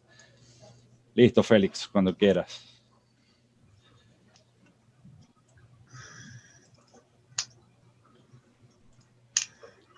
¿Ya la tienes?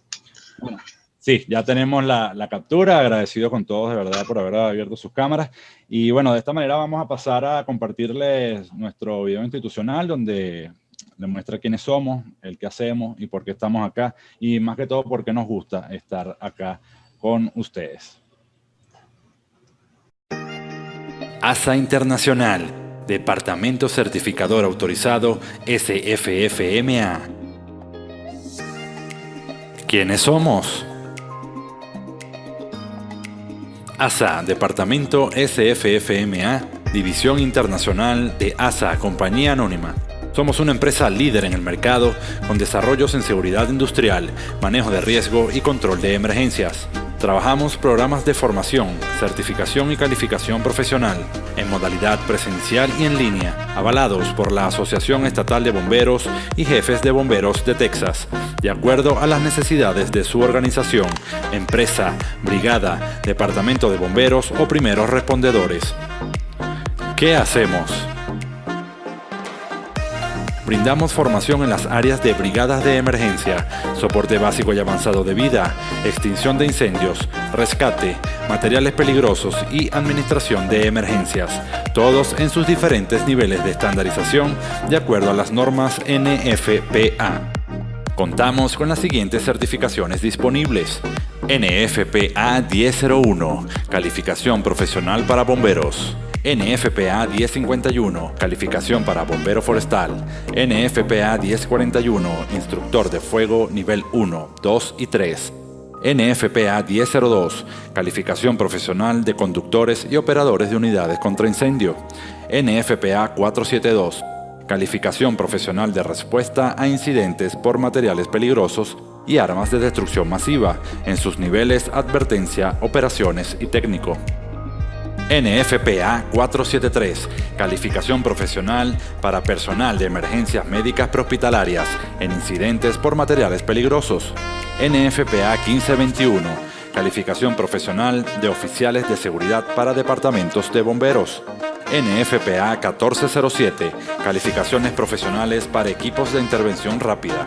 NFPA 1670, calificación profesional para trabajo en altura, rescate y seguridad; NFPA 1561, calificación profesional para servicios y administración de emergencias; NFPA 1670, calificación profesional para trabajo en espacios confinados; NFPA 1081, calificación profesional para maniobras de brigadas industriales de incendio interior y exterior. ¿Dónde estamos? Nuestra organización tiene base comercial operativa en 8 países de América Latina, donde hemos desarrollado actividades formativas en el marco de la acreditación de competencias profesionales, utilizando como estándares de aplicación los códigos que la NFPA establece. ¿Quién nos respalda? La Asociación Estatal de Bomberos y Jefes de Bomberos de Texas, SFFMA por sus siglas en inglés, organizada en 1876, es la asociación contra incendios más antigua y más grande de Texas, sirviendo a los bomberos y servicios de emergencia de respuesta de Texas y más allá. SFFMA cuenta con el apoyo de más de 1.200 bomberos, 22.000 miembros individuales, 80 brigadas contra incendios industriales, servicios de administración de emergencias y departamentos internacionales. La asociación es muy activa en los esfuerzos legislativos que afectan a los servicios de bomberos y han tenido éxito en conseguir la legislación aprobada que afecta en gran medida la respuesta de servicios de emergencias de Texas. ASA Internacional, Departamento Certificador Autorizado SFFMA, donde estar preparados siempre marcará la diferencia.